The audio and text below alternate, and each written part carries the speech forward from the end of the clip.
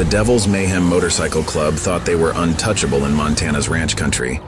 They'd built their criminal empire through fear and violence, leaving a trail of broken lives across 3 states. But on a spring night, they made a fatal mistake that would become legendary in criminal history. They kidnapped Victoria Kingsley. They saw what they wanted to see, a 53-year-old rancher's wife, an easy target to pressure her husband into selling their strategic piece of land. What they couldn't see was the ghost behind her quiet smile, the same ghost that had haunted criminal nightmares for 15 years as the most lethal federal marshal ever to wear the badge. The woman who'd taken down 27 high-level targets without ever firing the first shot. The legend they called the Ghost, because if you saw her coming, you were already dead. Now, zip-tied to a chair in their warehouse, surrounded by the state's most notorious outlaw bikers, Victoria Kingsley is exactly where she wants to be. Because sometimes justice takes patience. Sometimes it takes a ghost to bring down an empire. And the Devil's Mayhem MC is about to learn why, even a decade later, hardened criminals still whisper her name in fear. Let's take a quick break. Tell us where you're tuning in from. If this kind of content speaks to you, don't forget to subscribe because tomorrow's story is something truly special. The morning sun crept over the eastern ridge of the Double R Ranch as Victoria Kingsley completed her usual perimeter check. She moved with practiced efficiency, her boots leaving precise tracks in the morning dew. To anyone watching, she looked like any other rancher's wife starting her day. But Victoria never stopped watching back. She caught the glint of chrome through the trees. The 3rd time this week she'd spotted the same motorcycle making a slow pass along the property's border. Different riders, same patch on their backs.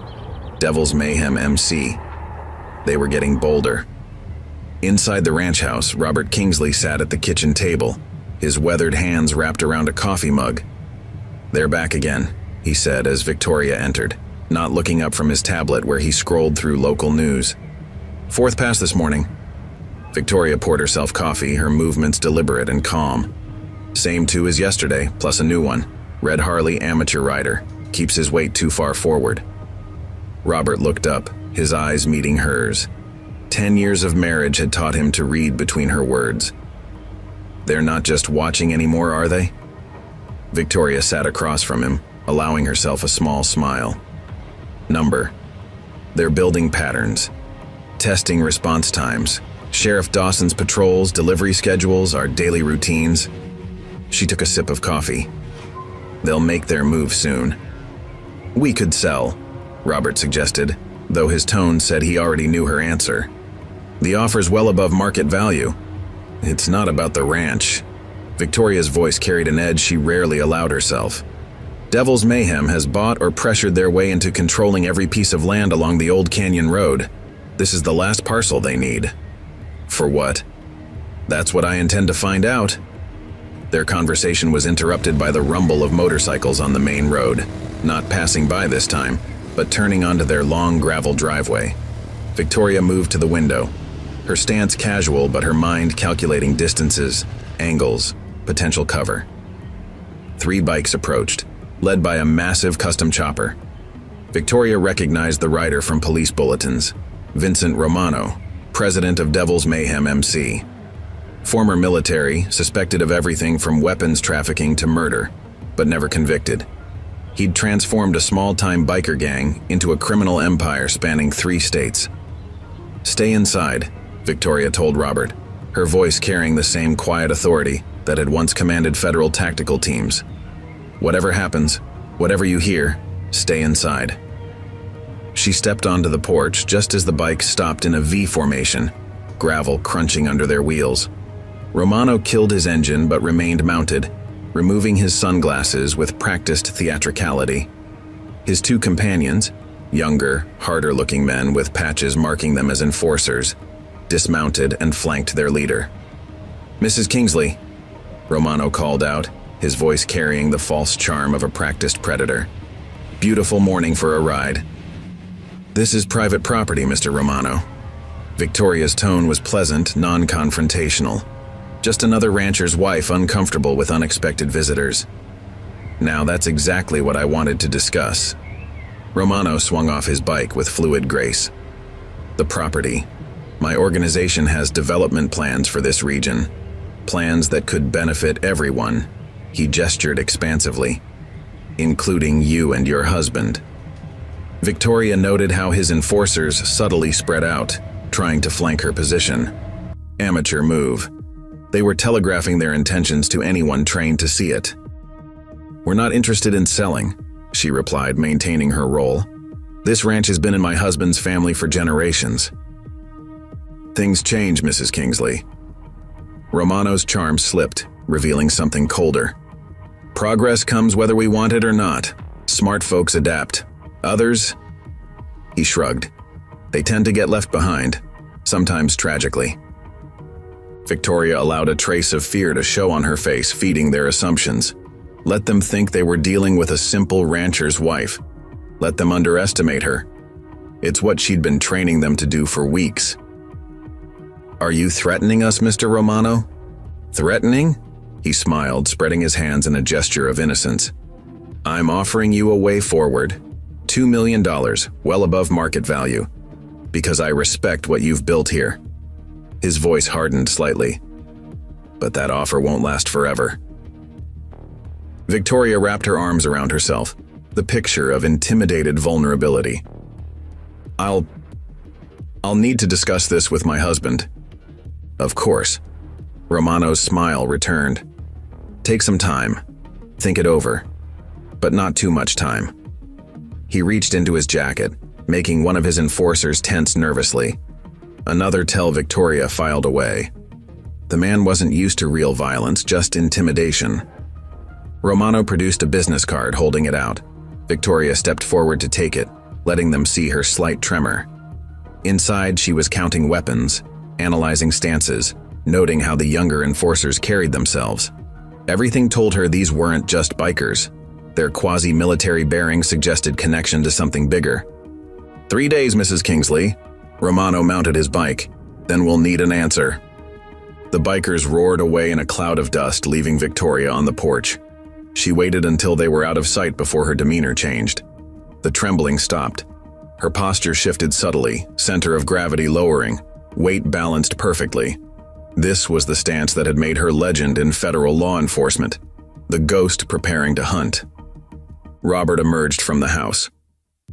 "Vicky, it's starting," she said softly. "They're getting ready to move on something big, something worth killing for." She turned to her husband, letting him see the steel beneath her quiet smile. And they just invited the ghost to their party. Providence Springs hadn't changed much in the decade since Victoria had chosen it for her retirement. The single main street still housed the same family businesses, though now most sported security cameras and reinforced locks, silent testimony to Devil's Mayhem's growing influence. Victoria parked her weathered Ford pickup outside Mitchell's General Store, noting 3 motorcycles clustered near the entrance. Inside, she could hear raised voices.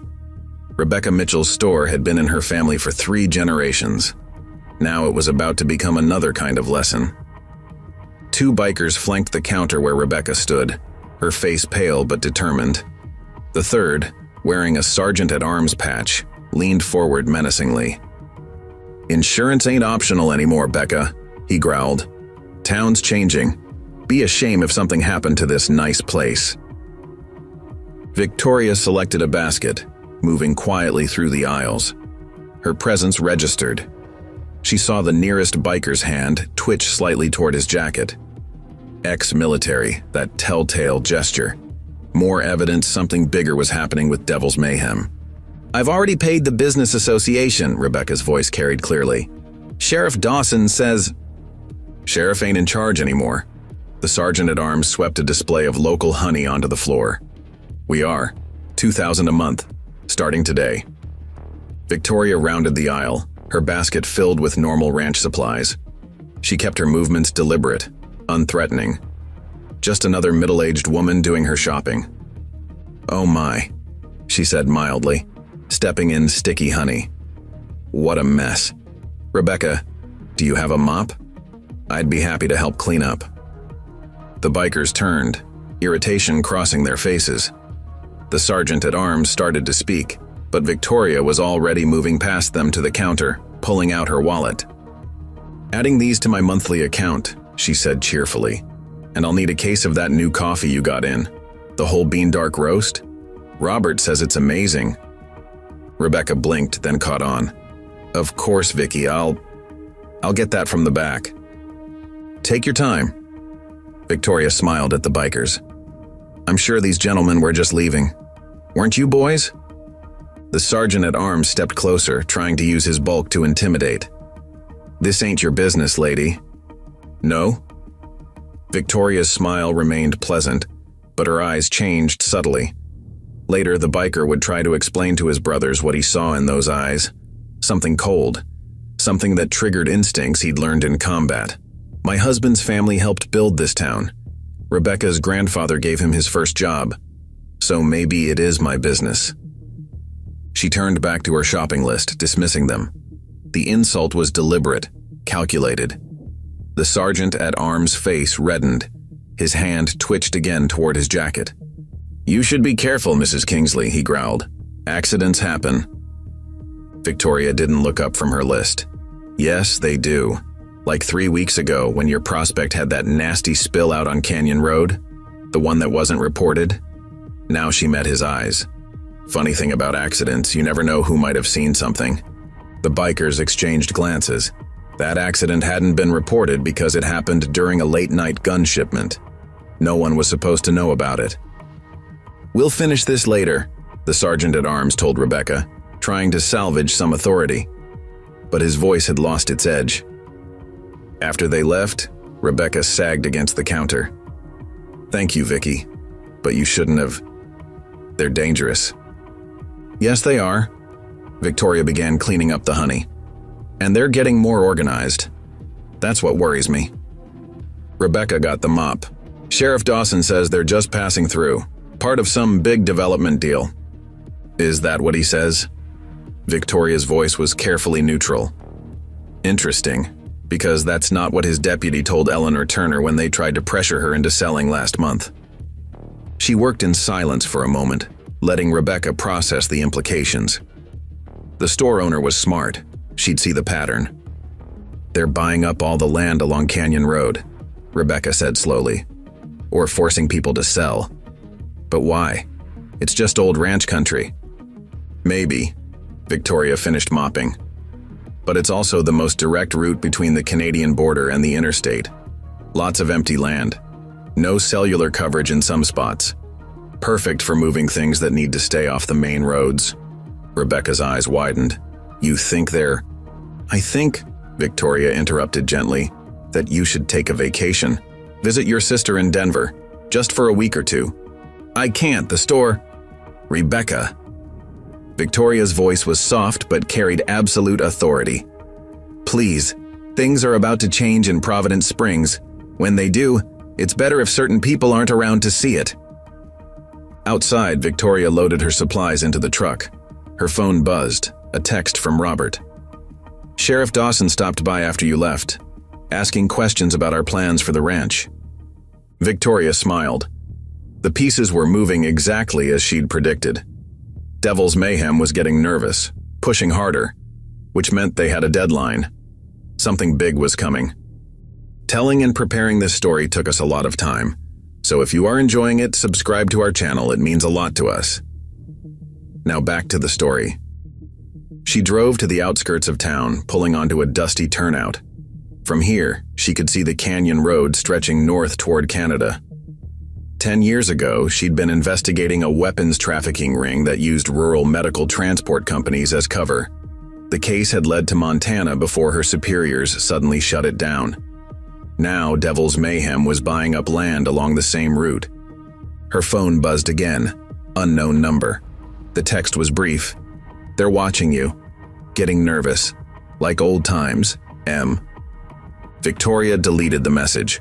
Marshall Kane, her old partner, was still monitoring things. Good. She'd need backup when the time came.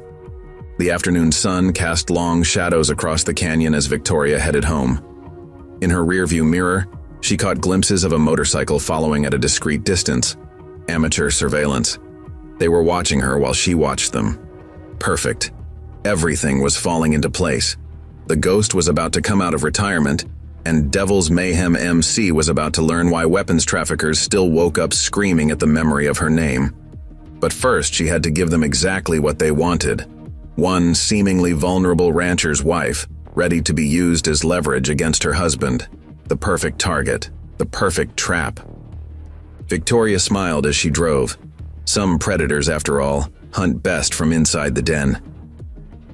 Dr. Joseph Bennett's clinic sat on the edge of Providence Springs, a modern medical facility built with old ranch money. As Victoria pulled into the parking lot, she noted 3 new security cameras, high-end models with infrared capability, not the kind of equipment a small-town doctor normally installed. She found Bennett in his office reviewing patient files on his laptop. The circles under his eyes spoke of sleepless nights. "Mrs. Kingsley," he said, closing the laptop quickly. "Your physical isn't until next week." "The cameras are new," Victoria observed, settling into a chair. "Expecting trouble, Joe?" Bennett glanced at his office door before speaking softly. 3 Devil's Mayhem members came in last night, gunshot wounds, said it was a hunting accident. He ran a hand through his graying hair. "Thing is, the wounds were from military-grade weapons, not hunting rifles." Victoria kept her expression neutral. "Hunting accident?" "That's what Sheriff Dawson's report says, but I saw the damage, Vicky. These were professional hits, through-and-through wounds, calculated to disable without killing." Bennett leaned forward. "Someone's sending messages. Someone who knows exactly what they're doing." Before Victoria could respond, raised voices erupted from the waiting room. 2 of Romano's enforcers burst in, the same ones from Mitchell's store. The larger one jabbed a finger at Bennett. "Those files you were looking at, hand them over now." Victoria remained seated, seemingly forgotten in the corner. She watched Bennett stand, noting how his hand moved toward his desk drawer. Former military medic. He'd have a weapon within reach. "Patient files are confidential," Bennett said firmly. "You know that." The second enforcer drew a pistol. Amateur move, threatening instead of acting. Victoria cataloged his weaknesses automatically. Weight too far forward, grip too tight, eyes focusing on his target instead of scanning for other threats. "Confidential doesn't apply anymore, Doc. Boss wants those files and what exactly does your boss want with private medical records?" Victoria's voice cut through the tension. She hadn't moved from her chair, but something in her tone made both enforcers turn. "Stay out of this, Mrs. Kingsley," the armed one warned. "This ain't your business." "No?" Victoria smiled slightly. "Tell me, did Romano send you for all of Dr. Bennett's files, or just the ones about last night's hunting accident?" The enforcers exchanged glances. The larger one stepped toward her. "You need to leave. Now." "Actually," Victoria rose smoothly, her movement making both men instinctively step back. "I think you need to deliver a message to Romano. Tell him if he wants to clean up his messes, he should teach his men better weapons discipline. 3 wounded by friendly fire, that's sloppy." The armed enforcer raised his pistol. "How did you—" "The same way I know about the shipment coming in tonight." Victoria's voice turned cold. "The same way I know why you're really buying up land along Canyon Road. The same way I know about the deal with the corrupt border agents." Both men went pale. That information was compartmentalized. Nobody outside Romano's inner circle should know about it. "Who are you?" the larger one demanded. "Just a rancher's wife." Victoria moved toward the door, her stride casual but her path taking her inside their reaction zones. "For now. But you tell Romano something's changed in his operation. Someone's watching, someone who knows how to look." She paused at the door. "Oh, and boys, next time you pull a gun in a doctor's office?" She nodded toward Bennett's desk. "Check if the target is the only one armed." After she left, the enforcers found Bennett calmly holding a compact .45 under his desk. They left without the files. Victoria drove home along Canyon Road, her mind processing the encounter. The enforcer's reaction confirmed her suspicions. Devil's Mayhem was running professional weapons shipments, using the medical clinic to treat any accidents that occurred. But the operation was bigger than just guns. The land purchases, the border agent connections, the military-grade weapons, it all pointed to something larger. Her phone buzzed. Another text from Marshall Kane. Satellite shows increased activity at abandoned Miller warehouse. Matches pattern from El Paso case. Victoria's hands tightened on the steering wheel. The El Paso case, her last official operation before being forced into retirement. An international weapons ring using motorcycle gangs as cover. The investigation had led to Montana before someone high up shut it down. Now the same patterns were emerging. At home, she found Robert on the porch watching the sunset.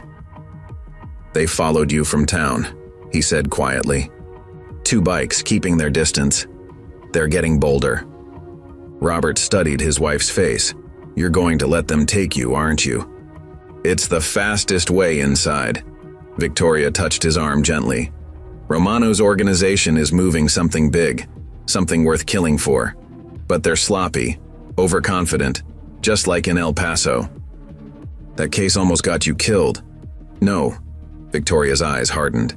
"That case got shut down because we got too close to someone powerful. Someone who didn't want their connection to international weapons trafficking exposed. Now the same operation has surfaced here." She pulled out her phone, showing Robert the text from Kane. "The Miller warehouse. That's where they'll take me. Perfect sight lines, multiple escape routes, easy access to Canyon Road. Romano thinks like military uses predictable patterns." "And if you're wrong?" Victoria smiled, the expression sending chills down Robert's spine. It was the smile that had made hardened criminals confess rather than face her interrogation. "I'm not wrong. By this time tomorrow, Devil's Mayhem will make their move. They'll use me as leverage to force you to sell the ranch." Her voice carried absolute certainty. "And that's when the ghost comes out of retirement. That's when we finish what started in El Paso." As darkness fell, Victoria made her preparations. Hidden cameras, emergency weapons caches, pre-positioned supplies. Everything a ghost needed to hunt. Because Victoria Kingsley hadn't spent the last decade just playing rancher's wife. She'd been waiting, planning, watching for the operation to resurface. Now Devil's Mayhem had given her the perfect opportunity. All she had to do was let them think they were the predators. Night settled over the Double R Ranch like a velvet shroud. Victoria sat in darkness, watching her security feeds. The cameras she'd hidden around the property showed 5 Devil's Mayhem members taking positions in the tree line. Their movement patterns confirmed her suspicions. These weren't ordinary bikers. They moved with military precision, using standard tactical approaches. Her phone buzzed silently. Marshall Kane. "Facial recognition confirms. 3 of Romano's new members are ex-Special Forces. Same unit that disappeared in El Paso." Victoria smiled in the darkness. The pieces were falling into place. The same unit that had provided security for the weapons shipments she'd been investigating before being forced into retirement. Now they were here working with Devil's Mayhem. Headlights swept across the ranch house as 2 black SUVs approached. Not motorcycles. The real professionals had arrived. "They're here," she said softly. Robert's voice came from the darkness behind her. "Last chance to do this differently." "No." Victoria checked her hidden transmitter one last time. "They need to think they have control. Need to get inside their operation." She touched his hand briefly. "Remember the signal. If I don't send it every 6 hours? I contact Kane, I remember." Robert's voice was tight with concern. "Just come back to me. Always." The first flashbang crashed through the front window exactly where Victoria had predicted. The tactical team breached with professional efficiency. 2-man teams, coordinated movement, synchronized timing. In another life, she would have commended their technique. Victoria let them find her in the kitchen, appearing appropriately terrified. The team leader, face hidden behind a tactical mask, zip-tied her hands with practiced ease. "Target secured," he reported into his radio. "No complications." They moved her quickly to the waiting SUV. Through her carefully crafted mask of fear, Victoria noted every detail. 6-man team, latest gen tactical gear, military hand signals. This was no ordinary biker gang operation. Romano waited by the vehicles, watching with satisfaction. "Mrs. Kingsley, Sorry about the dramatic entrance, but we needed to make a point. What do you want? Victoria let her voice tremble. Same thing as before. The ranch. But now your husband has extra motivation to sell. Romano's smile didn't reach his eyes. You'll be our guest until the paperwork is signed. The drive to the Miller warehouse took exactly 12 minutes. Victoria counted every turn, noted every radio call. The tactical team maintained strict communications discipline, another sign they weren't typical criminals. Inside the warehouse, the setup confirmed her analysis.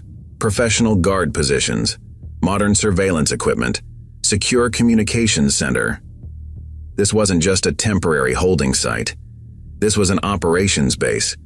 They secured her to a chair in a central office, giving her clear view of their activities. Overconfidence. They wanted her to see their strength, their professionalism, to feel helpless. Comfortable? Romano pulled up a chair. Don't worry, this won't take long. Your husband's already received our demands. Once he signs the transfer papers, you'll be free to go. Victoria maintained her frightened demeanor while observing everything.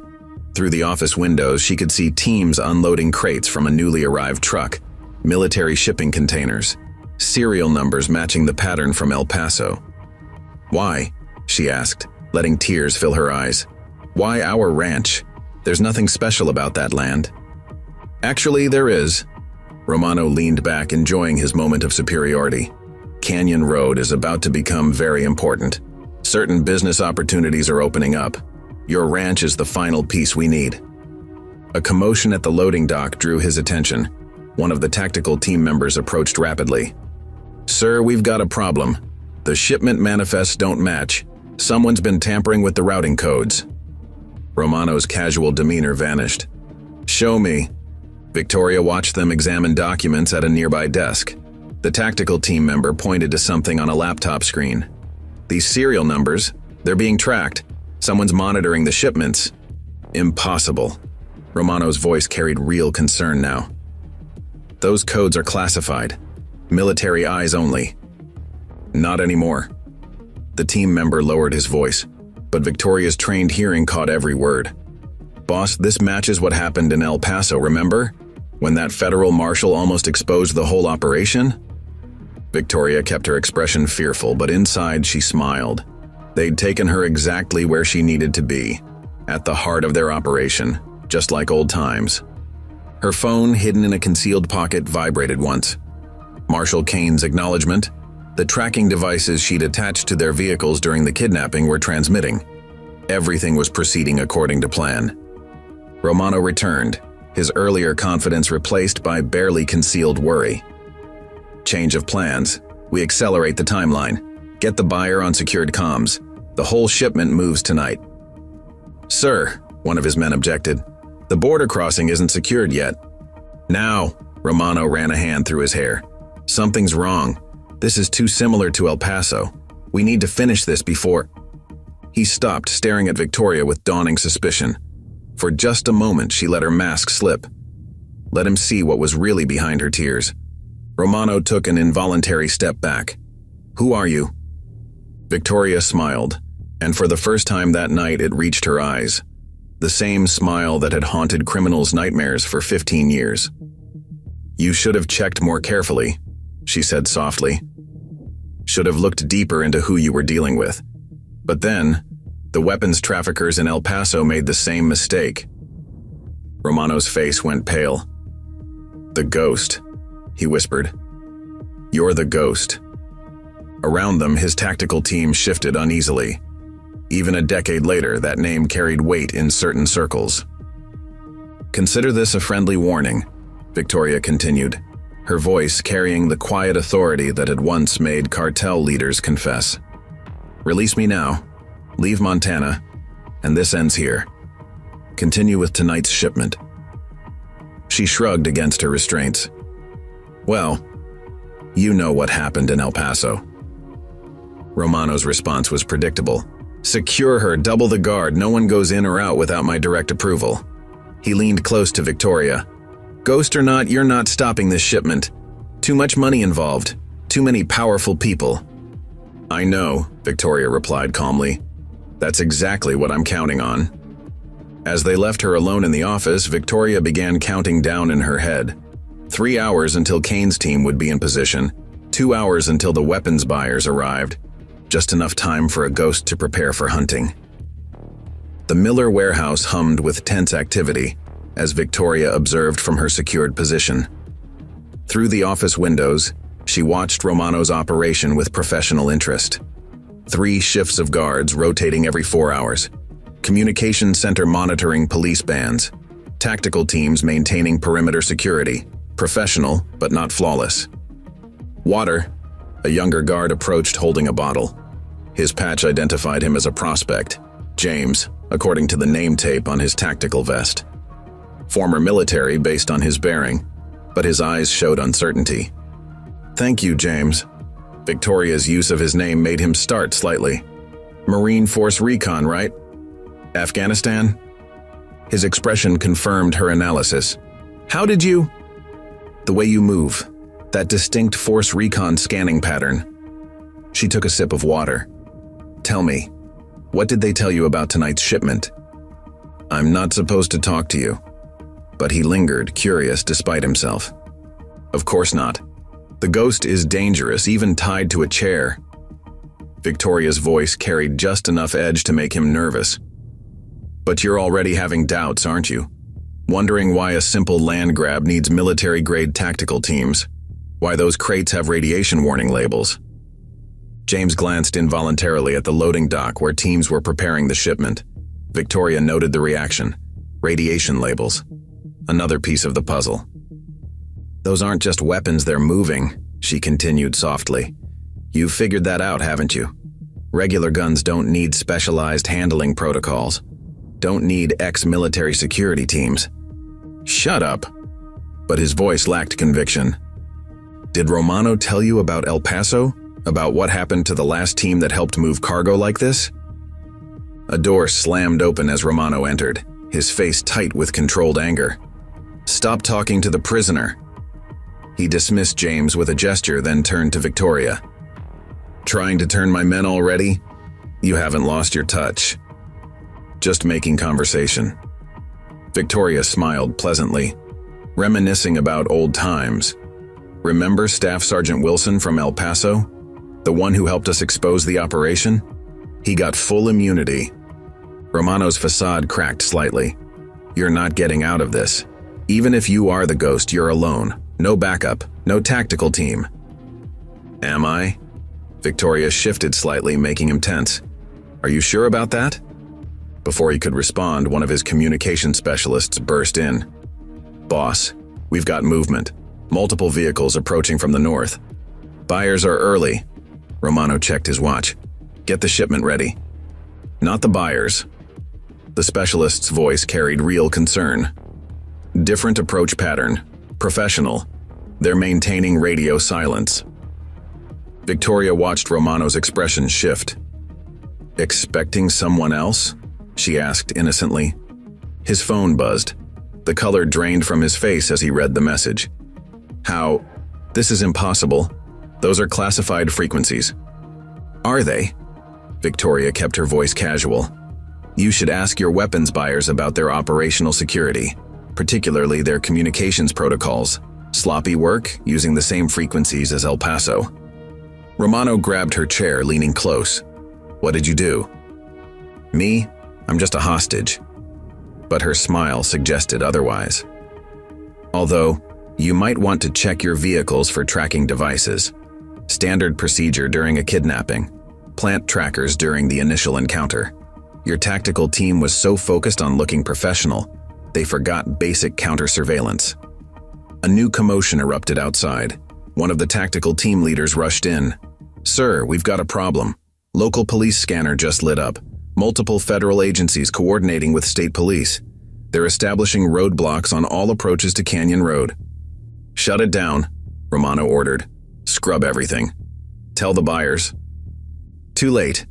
Victoria's voice cut through his growing panic. Those roadblocks aren't random. They're boxing you in, using your own tactical approach against you. Standard ghost protocol. Trap them in their own fortress. Romano's phone buzzed again. The message made him curse. The buyers are backing out, say there's too much heat. Of course they are. Victoria settled more comfortably in her chair. Professional weapons buyers don't like complications. One hint of federal attention, they disappear, taking their money with them. Through the windows, she could see the operation unraveling. Guards abandoning positions. Tactical teams arguing about evacuation protocols. The professional facade cracking under pressure. You planned this, Romano accused.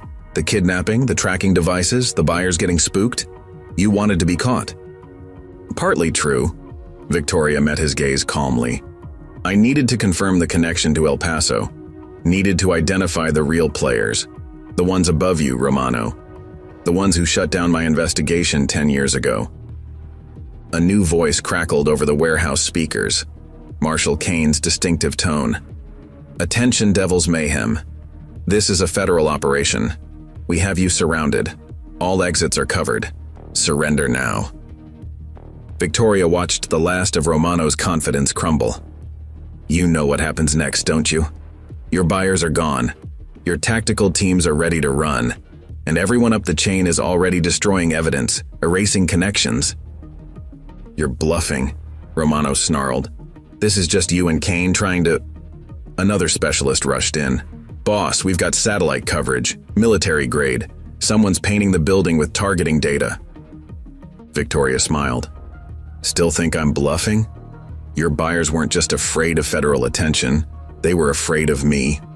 Afraid of what the ghost might have uncovered about their operation, about their connections to El Paso. Around them, the warehouse erupted in chaos as Devil's Mayhem members realized the trap they were in. Some wanted to fight. Others were already looking for escape routes. The professional tactical teams stood apart, communicating urgently on their secured channels. One last chance, Romano. Victoria's voice carried absolute certainty. Surrender now. Tell us everything about the buyers, about the classified shipments, about El Paso, or… She shrugged. Well, you remember what happened to the last organization that underestimated the ghost. Romano stared at her for a long moment, weighing options that were rapidly disappearing. Outside, federal vehicles could be seen taking position. The net was closing. The ghost was hunting again, and this time she had them exactly where she wanted them. The Miller warehouse had become a pressure cooker. Victoria watched Romano's organization fracture as federal forces tightened their perimeter. The professional tactical teams had separated themselves from the regular Devil's Mayhem members, their military training obvious as they established defensive positions. Sir, James, the young prospect, approached Romano nervously. The radiation sensors? They're showing readings from those crates. What exactly are we moving here? Shut up and maintain your position, Romano snapped, but Victoria caught the fear beneath his anger. The operation was unraveling faster than he could control. Tell him, Romano, Victoria suggested calmly from her chair. Tell him about the specialized weapons components, the ones that need those lead-lined containers, the ones your buyers are willing to pay millions for. I said shut up! Romano drew his pistol, but his hand shook slightly. The tactical team leader stepped forward. Boss, we need to make a decision. Local police scanners show federal tactical units moving into position. At least 3 different agencies. They're following Ghost Protocol, Victoria explained helpfully. Multiple agencies, synchronized approach, the same technique I used in El Paso. She smiled at Romano. Remember how that ended? Half the organization tried to surrender, hoping for deals. The other half, well, hospitals in 3 states got very busy. James moved closer to Victoria, his voice low. What happened in El Paso? Don't answer, Romano started, but Victoria's voice cut through his command. International weapons trafficking. Military-grade components being sold to foreign buyers. Sound familiar? She watched James's face as realization dawned. Just like now. Same buyers, same protocols. Even the same radiation warnings on the crates. The tactical team leader cursed softly. Those aren't just weapons parts in those containers, are they? We're moving nuclear components. The warehouse erupted in angry shouts as more Devil's Mayhem members overheard. Regular bikers signed up for guns and drugs, not nuclear weapons trafficking. Victoria watched the chaos spread with professional satisfaction. "You're enjoying this," Romano accused, his face pale with rage. "Immensely." Victoria shifted in her chair, making her guards tense. "Watch your men, Romano. See how they're dividing? Military-trained personnel by the exits, regular members clustering together. They're choosing sides, just like El Paso." An explosion rocked the perimeter as federal forces detonated their first breach charge. Not penetrating yet, just demonstrating their position. Classic ghost protocol. Psychological pressure before physical assault. "Boss!" a communications specialist called from his station. "We're being jammed. All frequencies going dark." "Tell me, Romano," Victoria's voice carried through the growing chaos. "Did your buyers mention what happens to failed operators? The ones who lose shipments? Because I remember. Files full of accidents and disappearances." More explosions outside. Marshal Kane's voice boomed through professional-grade speakers. "Attention all personnel. We have satellite confirmation of nuclear materials on site. This is now a federal containment operation. Surrender immediately or we will use lethal force." The effect was immediate. Regular Devil's Mayhem members began throwing down weapons.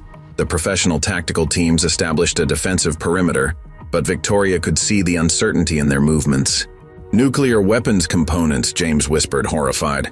"We've been moving nuclear weapons components." "Not your fault," Victoria told him quietly. "They pick ex-military carefully. Men who follow orders don't ask questions. Until it's too late." Romano's phone buzzed. His face went ash white as he read the message. "No, they can't. They promised." "Let me guess," Victoria said pleasantly. "Your buyers just officially disavowed all connection to this operation.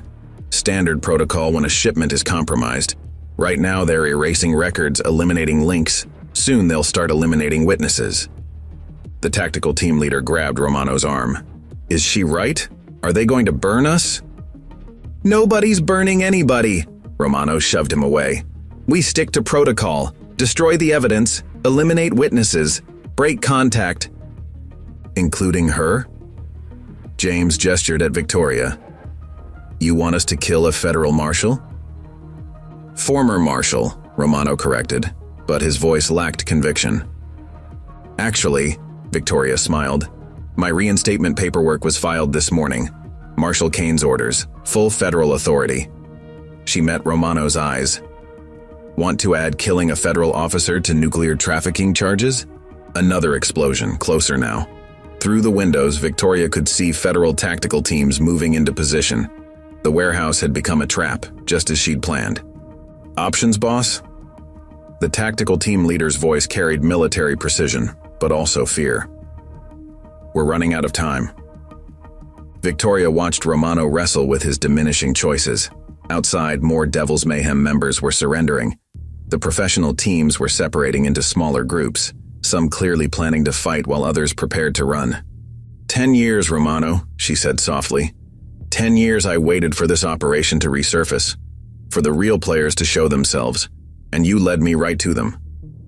Romano's phone buzzed again. This time, reading the message made him stumble backwards, true terror crossing his face. "They're here," he whispered. Victoria's smile widened. "The buyers? Good. I was hoping they'd come personally." She shifted again, making the chair creak. After all, a ghost can't hunt what it can't see. Until now. 3 black SUVs approached the warehouse's rear entrance, their diplomatic plates catching the security lights. Victoria counted 12 men emerging, private military contractors, based on their movement patterns. Their leader wore an expensive suit that didn't quite hide his tactical vest. "Marcus Drake," Victoria said softly, recognizing the weapons buyer from her El Paso files. "Still hiding behind diplomatic immunity, I see." Romano spun to face her. "You know him?" "Of course, he was the one who ordered the El Paso operation shut down. Called in favors, had my investigation buried." Victoria's smile turned predatory. "Been waiting a long time to meet him properly." Drake entered with the confident stride of someone used to owning every room. His security team spread out efficiently, assuming control of key positions from Devil's Mayhem members. "Mr. Romano," Drake's cultured voice carried clear authority. "You assured me this facility was secure." "It is," Romano started, but Drake cut him off. "Really? Then explain the federal tactical teams outside. Explain how our secure frequencies were compromised." His eyes found Victoria. "Explain why you're holding a federal marshal in your office." "Former marshal," Romano corrected automatically. "No." Drake moved closer, studying Victoria. "This is the Ghost, the one who almost exposed our El Paso operation." A thin smile crossed his face. "I wondered if you'd surface again." "Couldn't resist," Victoria replied calmly. "Same sloppy protocols, same radioactive signature on the shipments. You never learn, Marcus." James, the young prospect, shifted nervously. "Radioactive? Boss, you said this was just weapons." "Shut up!" Romano's control was cracking. "Everyone just shut up and maintain position." But Victoria could see the warehouse dynamics shifting. Drake's security team was isolating the nuclear components while Devil's Mayhem members began backing away, realizing the true scale of what they'd been involved in. "Your men weren't informed?" Drake raised an eyebrow at Romano. "Sloppy operational security, just like El Paso." He turned to his security chief. "Prepare for cleanup protocol." Victoria recognized the code phrase from her old case files. "Still eliminating loose ends, Marcus? Like those 3 soldiers who disappeared after El Paso?" The effect on the tactical teams was immediate. They recognized a cleanup order when they heard one. Several moved toward the exits while others raised weapons, creating a 3-way standoff between Drake's men, Devil's Mayhem, and the professional contractors. Another explosion rocked the perimeter. Marshal Kane's voice boomed again. "This is your final warning. We have tactical teams in position. Surrender now or we breach with lethal force." "Your operation is compromised," Drake told Romano coldly. "Your men are unreliable. Time for professionals to handle this." "Like hell," the tactical team leader stepped forward. "We're not going down for this. Not getting cleaned up like those guys in El Paso." Victoria watched the tension rise, counting angles and distances. In the growing chaos, no one noticed her working at her restraints. The zip ties Romano's men had used were professional grade, but they'd missed the ceramic blade hidden in her belt. Amateur mistake. "The Ghost isn't the only one who kept files," she announced casually. "Marshal Kane has copies of everything. El Paso, the diplomatic cover, the nuclear components. One phone call, and it all goes public." Drake's composed facade cracked slightly. "You're bluffing." "Am I?" Victoria smiled. "Check your secure channels. Notice anything missing? Like the routing codes for your shipments? The ones being uploaded to federal servers right now?" Romano grabbed Drake's arm. "You promised us protection. Said we'd have immunity." Drake's security chief moved with professional efficiency. The suppressed shot dropped Romano before he could finish speaking. The warehouse erupted in gunfire as the 3 factions turned on each other. Victoria used the chaos to make her move. The ceramic blade sliced through her restraints as James, the young prospect, dove for cover behind her chair. "Choose now, James," she said calmly, even as bullets whizzed past. "Help me secure those nuclear components. You get immunity. Try to run." She shrugged. "Well, you've seen how Drake handles loose ends." Outside, federal tactical teams began their breach. The warehouse had become a war zone of competing interests. Drake's professionals trying to secure the shipment, Devil's Mayhem fighting for survival, and tactical contractors looking for escape. But they'd all forgotten the most important thing about hunting ghosts. Sometimes the most dangerous predator is the one you think you have trapped. Victoria moved through the chaos like a shadow, James covering her flank. The nuclear components were her priority, keeping them out of Drake's hands while federal teams breached. Just like El Paso. But this time she had what she needed. Proof of the international conspiracy, proof of Drake's involvement, and witnesses ready to talk. The Ghost was loose, and the real hunting was about to begin. Victoria moved through the firefight with calculated precision, using the chaos as cover. James stayed close, following her lead as she navigated between shipping containers. His military training was showing. Good situational awareness, proper tactical spacing. "The nuclear components," she said during a brief pause in the shooting. "Where exactly?" "Storage Bay 3, James replied, checking his ammunition. "Lead-lined containers, radiation warnings, but Drake's men are between us and—" A burst of gunfire interrupted him as one of Drake's security teams spotted them. Victoria pulled James behind a concrete pillar, analyzing angles and positions. 3 professionals with tactical gear and suppressed weapons, former special forces based on their movement patterns. "Remember your force recon training," she said calmly. "What's the counter for a 3-man wedge formation?" James blinked, then understood. As Drake's men advanced, he and Victoria split up, using crossing lines of fire to break their coordinated approach. The Ghost's reputation hadn't been exaggerated. She dropped 2 operators with precise shots to their body armor, disabling without killing, while James forced the 3rd to retreat. "Nice work," Victoria acknowledged as they moved forward. Through the warehouse speakers, Marshal Kane's voice announced the federal breach was beginning. Multiple explosion points, creating chaos and confusion. Drake's commanding voice cut through the gunfire. "Secure those containers, nothing else matters." "He's desperate," Victoria observed, leading James through a service corridor. "Nuclear components are just his cover story. There's something else in those containers, something worth killing for." They reached a catwalk overlooking Storage Bay 3. Below, Drake's men were preparing to move the specialized containers while remnants of Devil's Mayhem engaged in a running gun battle with the tactical contractors. Victoria's phone vibrated, a text from Kane. "Satellite confirms unique thermal signature from containers, not matching nuclear profile." "James," she said quietly, "what color was the radiation warning symbol on those containers?" "Red and black, standard." He stopped, realization hitting. "Wait, nuclear warnings are magenta and yellow." "Exactly," Victoria smiled grimly. "Drake's been playing everyone. Even his own buyers think they're getting weapons-grade nuclear materials, but he's shipping something else. Something worth creating an elaborate cover story." A new explosion rocked the warehouse as federal tactical teams made their first entry. Drake's security forces responded with professional precision while the remaining Devil's Mayhem members scattered. "Boss?" one of Drake's operators called out. "Federal breach teams on 3 sides. We're running out of time." "Get those containers loaded," Drake ordered. "Use Protocol 7 if you have to." Victoria's expression hardened. "Protocol 7, just like El Paso." "What's Protocol 7? James asked, ducking as bullets sparked off the catwalk railing. "Thermite charges, destroy everything rather than let it be captured." Victoria checked her ammunition. That's how they buried the evidence last time, burned it all, including their own men. Below, Drake's operators began planting charges while continuing to hold off federal teams. The warehouse had become a complex battlefield.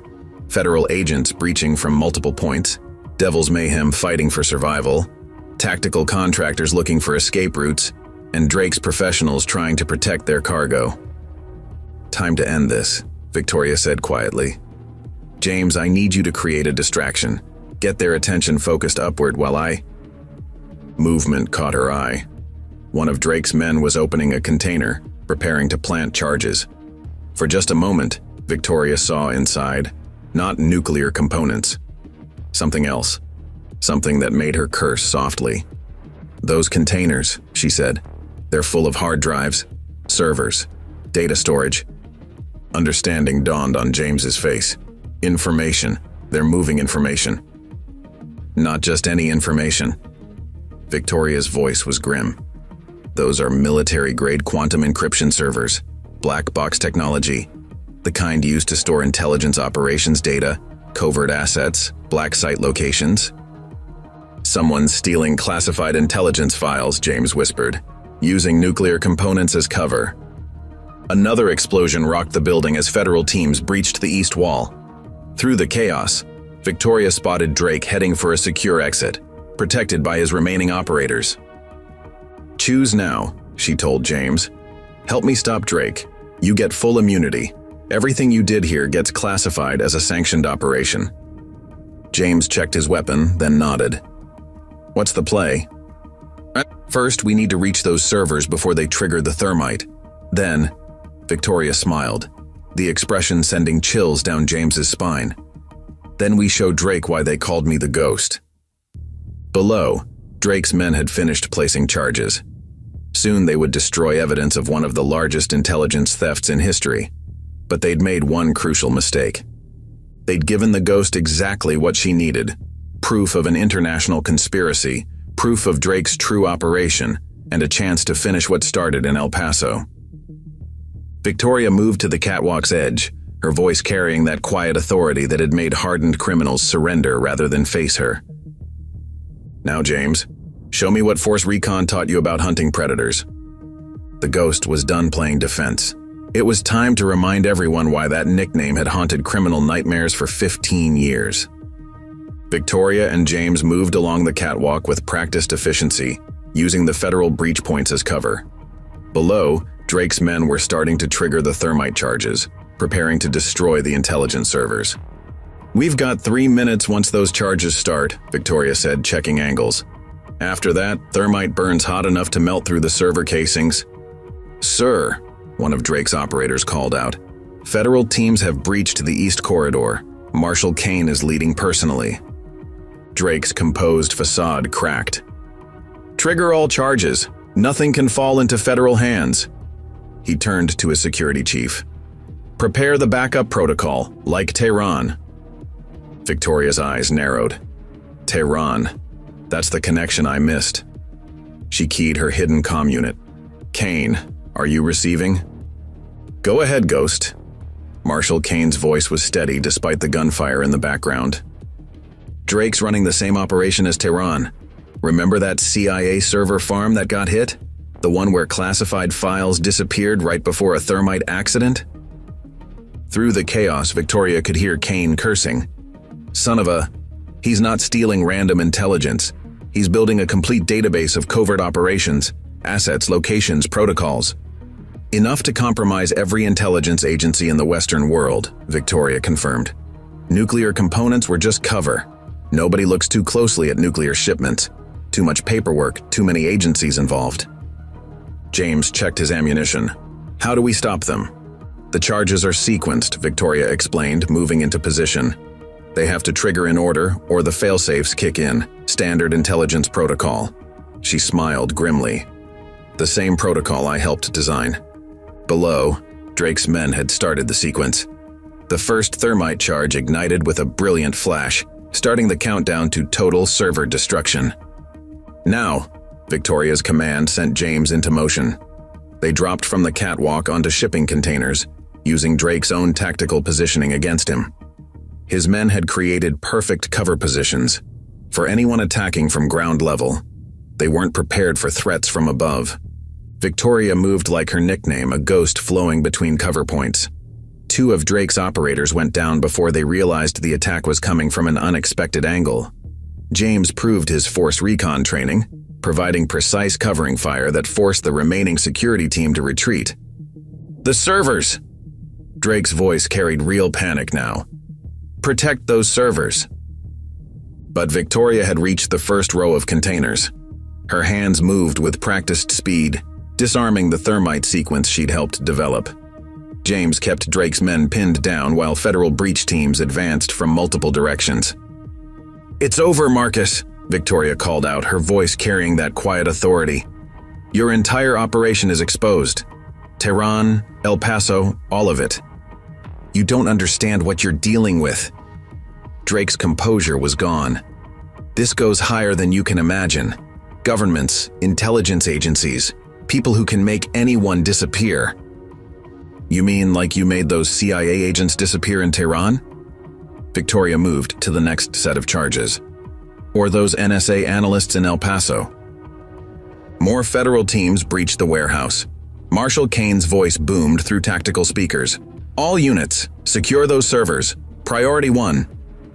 Drake's remaining operators started to fall back, professionals recognizing a lost cause. But Drake himself seemed to snap. He charged toward the servers, pulling something from his jacket. "If I can't have the files," he snarled, "nobody can." Victoria recognized the device, a dead man switch linked to emergency charges. She moved without hesitation, trusting James to cover her flank. Her first shot caught Drake's arm, sending the switch flying. The second hit his tactical vest, driving him back. But Drake wasn't finished. He drew his sidearm with his offhand, firing wildly. "You have no idea what you're stopping. The power in those files. The secrets. That's your problem, Marcus." Victoria's voice was almost gentle as she closed the distance. "You see secrets as power. I see them as responsibility." The final confrontation happened almost too fast to follow. Drake, despite his expensive suit and diplomatic credentials, proved he remembered his special forces training. He and Victoria moved in a lethal dance of close-quarter combat, each looking for the decisive advantage.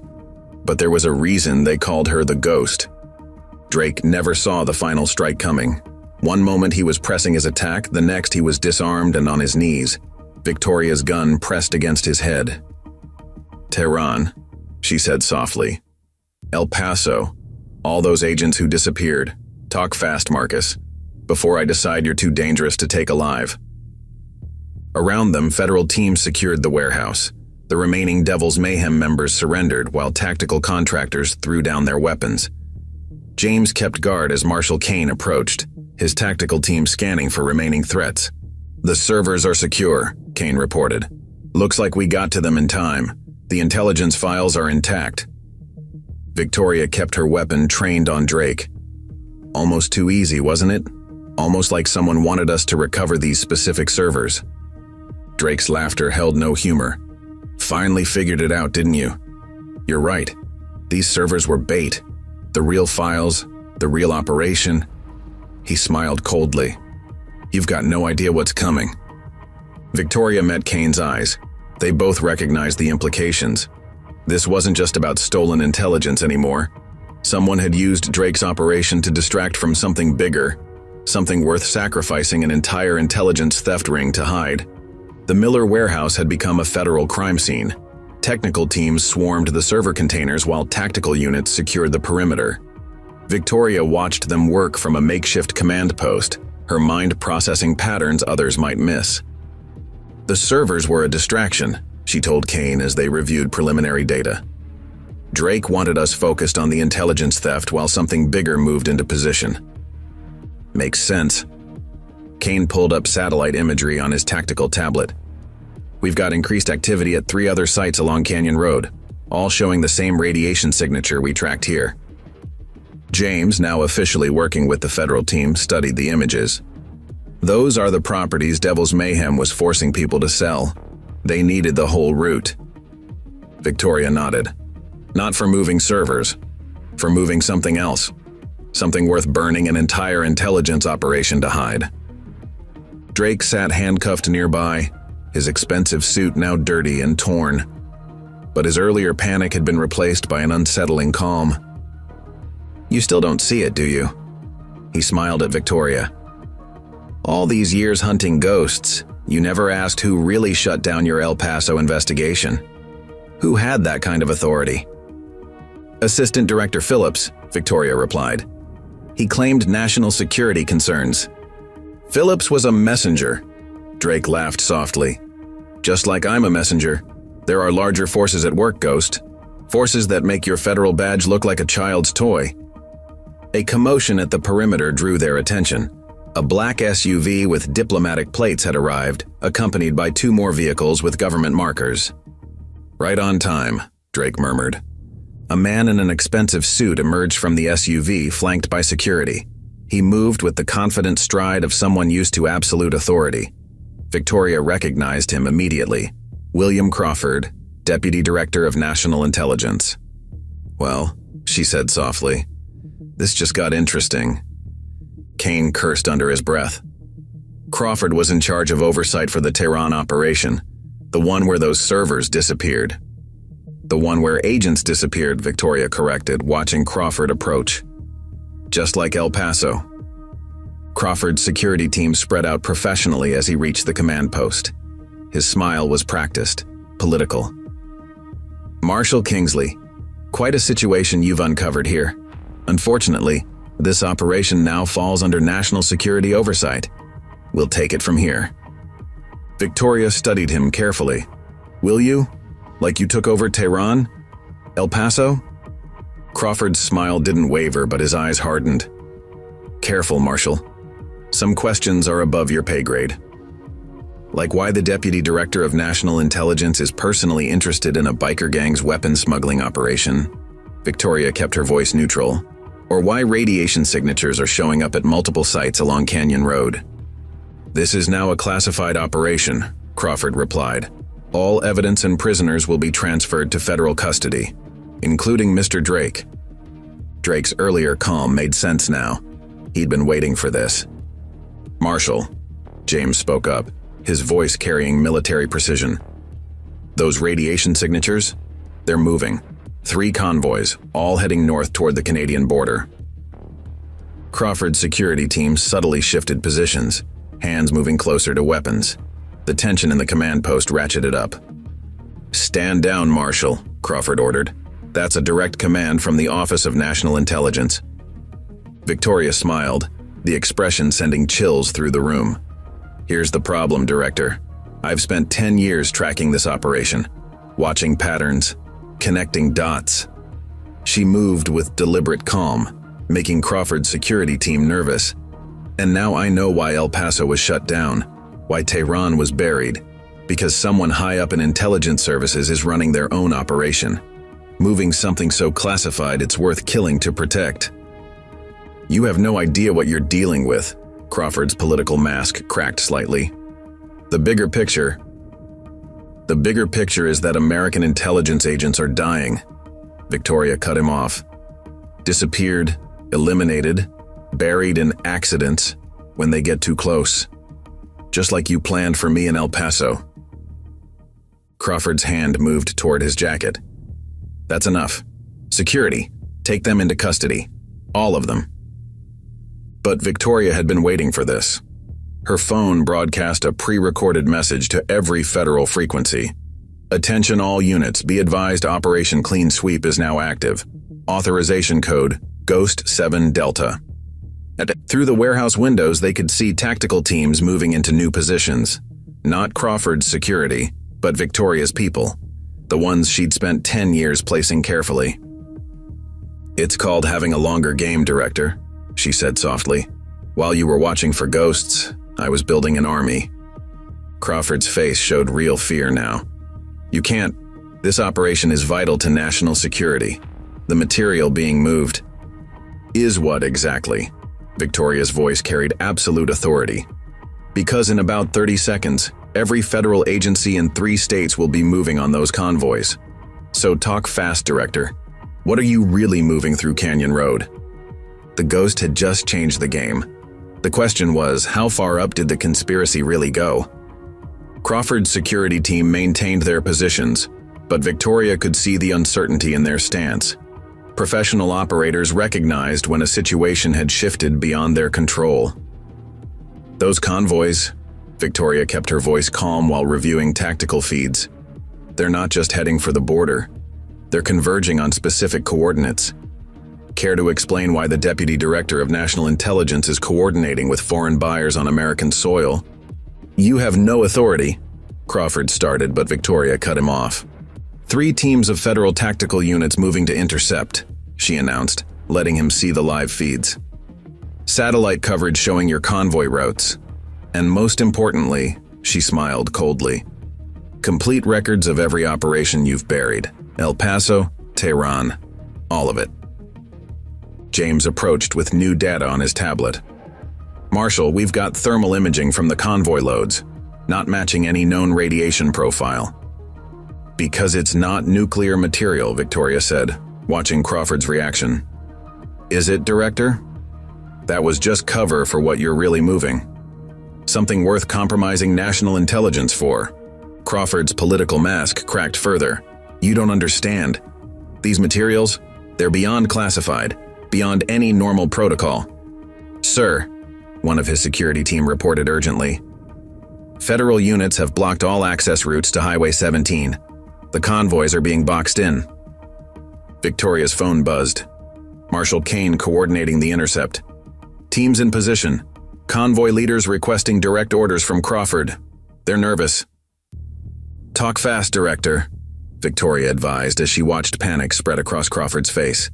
Because in about 5 minutes, those convoys hit our roadblocks, and then everyone sees what you're really transporting. You can't stop this, Crawford's voice held desperate authority.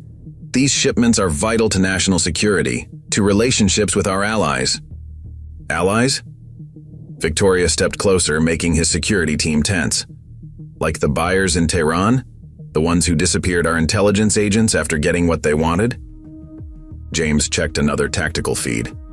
Marshal, Convoy 2 is attempting to divert onto county roads. Local units moving to intercept.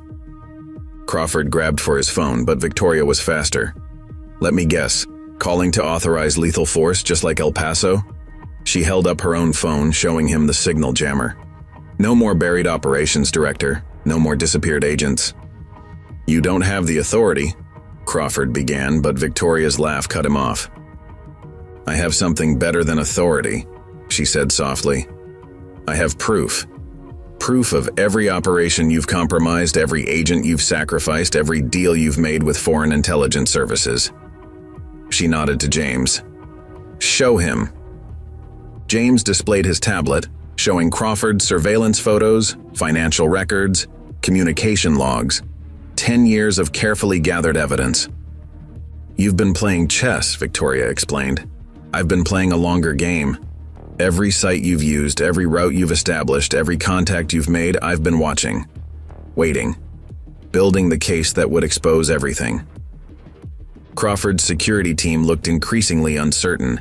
These were professional operators, trained to protect government officials. But they weren't trained for this, for discovering their boss was compromising national security. Sir, the team leader said carefully, we need to know. Are these shipments authorized by the Intelligence Committee? Stand down, Crawford ordered, but his voice shook slightly. Victoria pressed her advantage. Tell them, Director. Tell them about the real buyers, the ones who've been purchasing classified intelligence, acquiring restricted materials, eliminating witnesses. Marshal, James called urgently. Convoy 3 is stopping. Their security teams they're surrendering to federal units. Crawford moved with desperate speed, drawing a concealed weapon. But Victoria had been waiting for this too. She countered with practiced efficiency, disarming him before his own security could react. That's the problem with corrupt officials, she said as Crawford went to his knees, clutching his injured hand. They always think they're the smartest ones in the room. Always think they're untouchable. Her phone buzzed again. Kane updating. All convoys contained. You need to see what they're carrying. This goes deeper than we thought. Victoria kept Crawford covered while his security team, now fully aware of the situation, secured him properly. Now, she said softly, letting him see the ghost that had haunted criminal nightmares. Let's talk about what you're really moving through my territory, and who you're really working for. The game had changed. The real operation was about to be exposed, and Crawford was about to learn why they called her the ghost, because once she started hunting, nowhere was safe to hide. The first images from the intercepted convoys made even Victoria pause. The trucks hadn't been carrying weapons or nuclear materials. The cargo was something far more dangerous. Servers, equipment, and files from America's most classified research facilities. Quantum computing components, James reported, reviewing the manifest. Experimental AI systems, prototype defense algorithms, everything needed to build a next-generation military command infrastructure. Crawford, now securely restrained, laughed bitterly. You have no idea what you've done. The deals in place, the arrangements with foreign intelligence services. You mean like these? Victoria displayed intercepted communications on the command post screens. Arrangements with rogue intelligence agencies, sales of classified research, transfer of military technology to foreign powers. She studied Crawford's reaction. All authorized under your security clearance. Marshal Kane's voice crackled through the tactical comm. Ghost, you need to see this. Convoy 3 was carrying personnel files, lists of covert operatives, safe house locations, active operation details. He wasn't just selling technology, Victoria realized, watching Crawford's expression. He was selling out our entire intelligence network. Every agent, every operation, every security protocol. You think too small, Crawford sneered. This is bigger than intelligence, bigger than national security. This is about the future of military power. James approached with new data. Marshal, we're tracking multiple unauthorized satellite uplinks. Someone's activated emergency protocols at the other Canyon Road sites. Victoria smiled coldly. Your buyers getting nervous, Director? Realizing their investment is about to be exposed? You have no idea who you're dealing with. Crawford's voice held real fear now. These people, they don't just eliminate witnesses, they erase entire operations, make whole agencies disappear. Like they tried to do in El Paso. Victoria moved closer, letting him see the predator behind her calm exterior. Tell me, Director, who really ordered my investigation shut down? Who has enough authority to bury evidence of international technology theft? Before Crawford could respond, James called out urgently. Multiple vehicles approaching from the north, diplomatic plates, but the thermal signatures. They're carrying military-grade equipment. Your real masters arriving? Victoria asked Crawford. The ones who've been buying America's military secrets? Crawford's face went pale. You don't understand, they'll kill everyone, clean the whole operation, just like Tehran. No, Victoria's voice carried absolute certainty. They won't. She keyed her tactical comm. All units, this is the Ghost. Execute Operation Shadow Protocol. Around the warehouse perimeter, hidden federal teams emerged from concealed positions. Not regular tactical units, but specialized operators. The ones Victoria had spent years recruiting and positioning. See, Director, she explained calmly. While you were selling out our intelligence network, I was building my own. Every agent you threatened, every operator you tried to silence, I gave them a new purpose, a way to fight back. James checked the tactical feeds. Foreign teams entering our containment zone. 8 vehicles, multiple armed operators. Let them come, Victoria said softly. Let them see what happens when they push American operatives too far, when they try to buy and sell our people like commodities. Crawford struggled against his restraints. You don't have the authority. These are foreign intelligence services. Diplomatic immunity. Diplomatic immunity doesn't cover treason, Victoria cut him off. Doesn't protect people who sell out their own country. She turned to the tactical screens, watching the approaching vehicles. And it definitely doesn't shield foreign agents conducting hostile operations on American soil. Through the command post windows, they could see the foreign teams taking positions. Professional operators, used to working with impunity under diplomatic cover.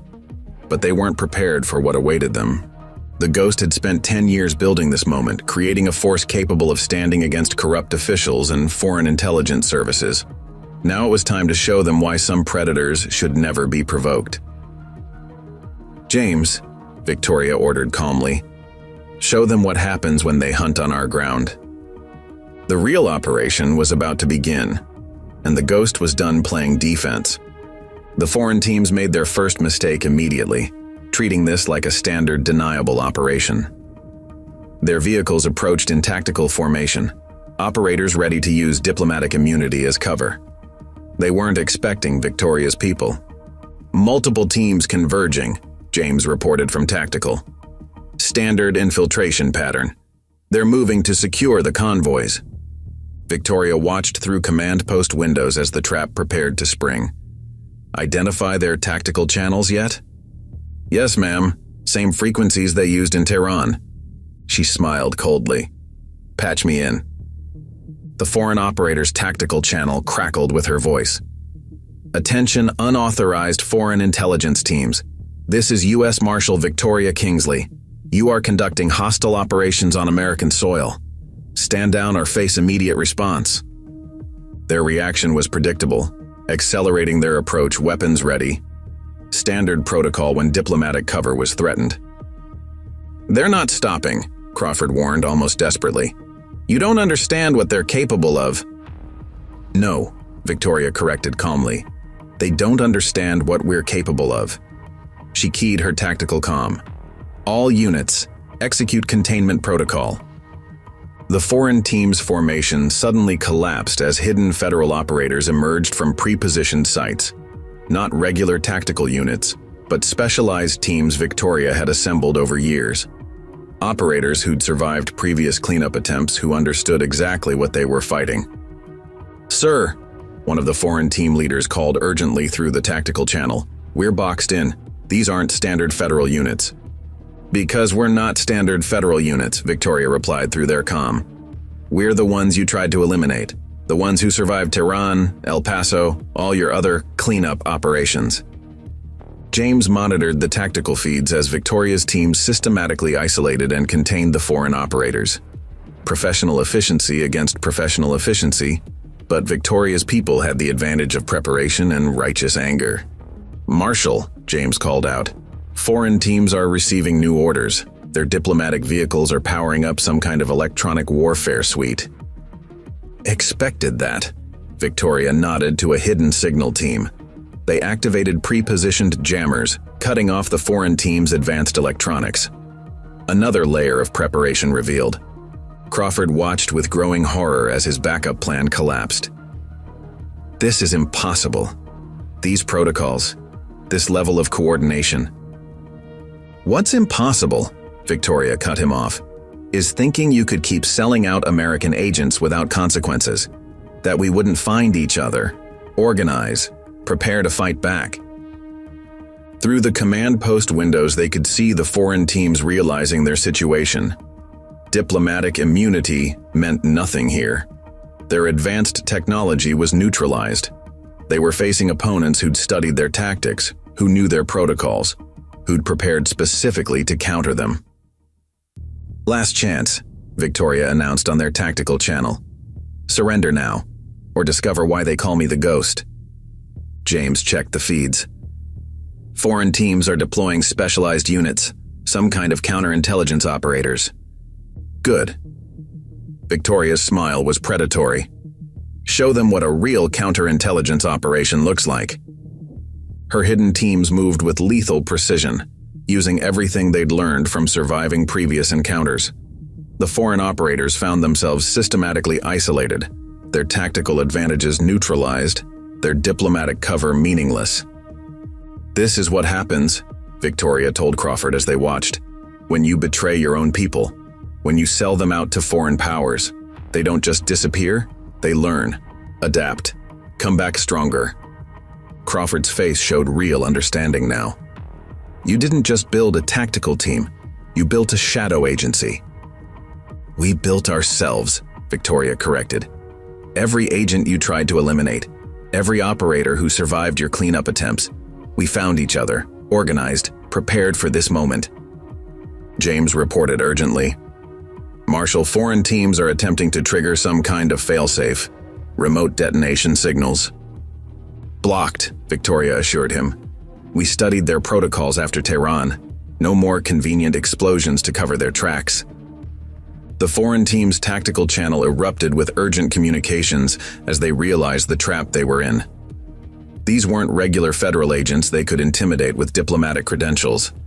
These were survivors, operators who'd faced their cleanup teams before and lived to fight back. "Sir," one of the foreign commanders called desperately, "we need authorization for maximum force." "Your authorization is meaningless here," Victoria replied through their comm. "This isn't a diplomatic operation anymore. This is judgment." Around the warehouse perimeter, her teams continued their systematic containment. Each foreign operator faced the consequences of their previous actions. The agents they'd tried to eliminate now returned with righteous purpose. The Ghost's hunt was reaching its climax, and the hunters were about to become the hunted. The Miller warehouse had become ground zero for an international incident.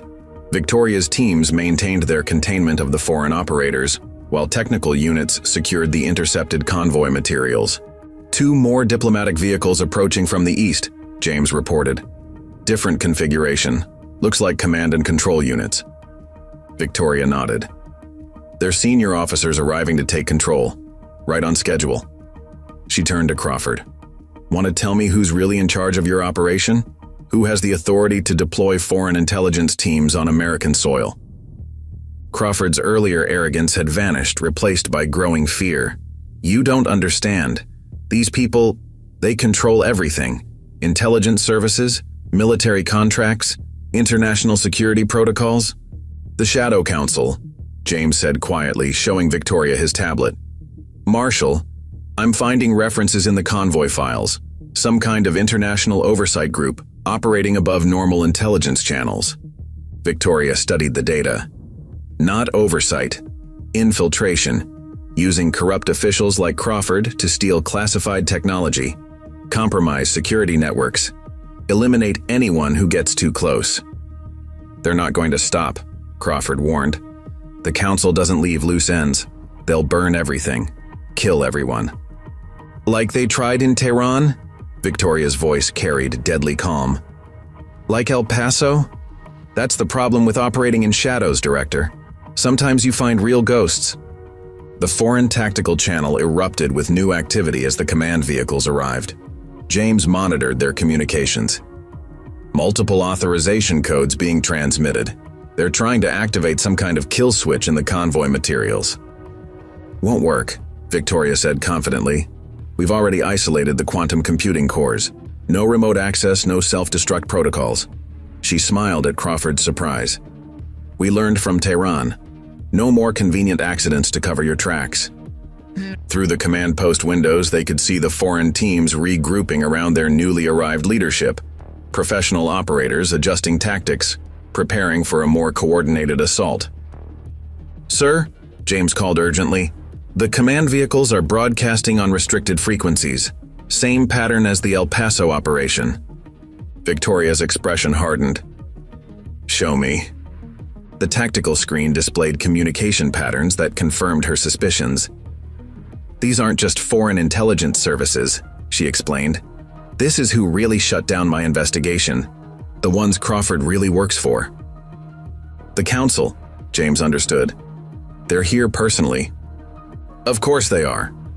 Victoria checked her tactical feeds. We've got their stolen technology, their compromised agents, proof of their entire operation. They have to try to contain this. Crawford struggled against his restraints.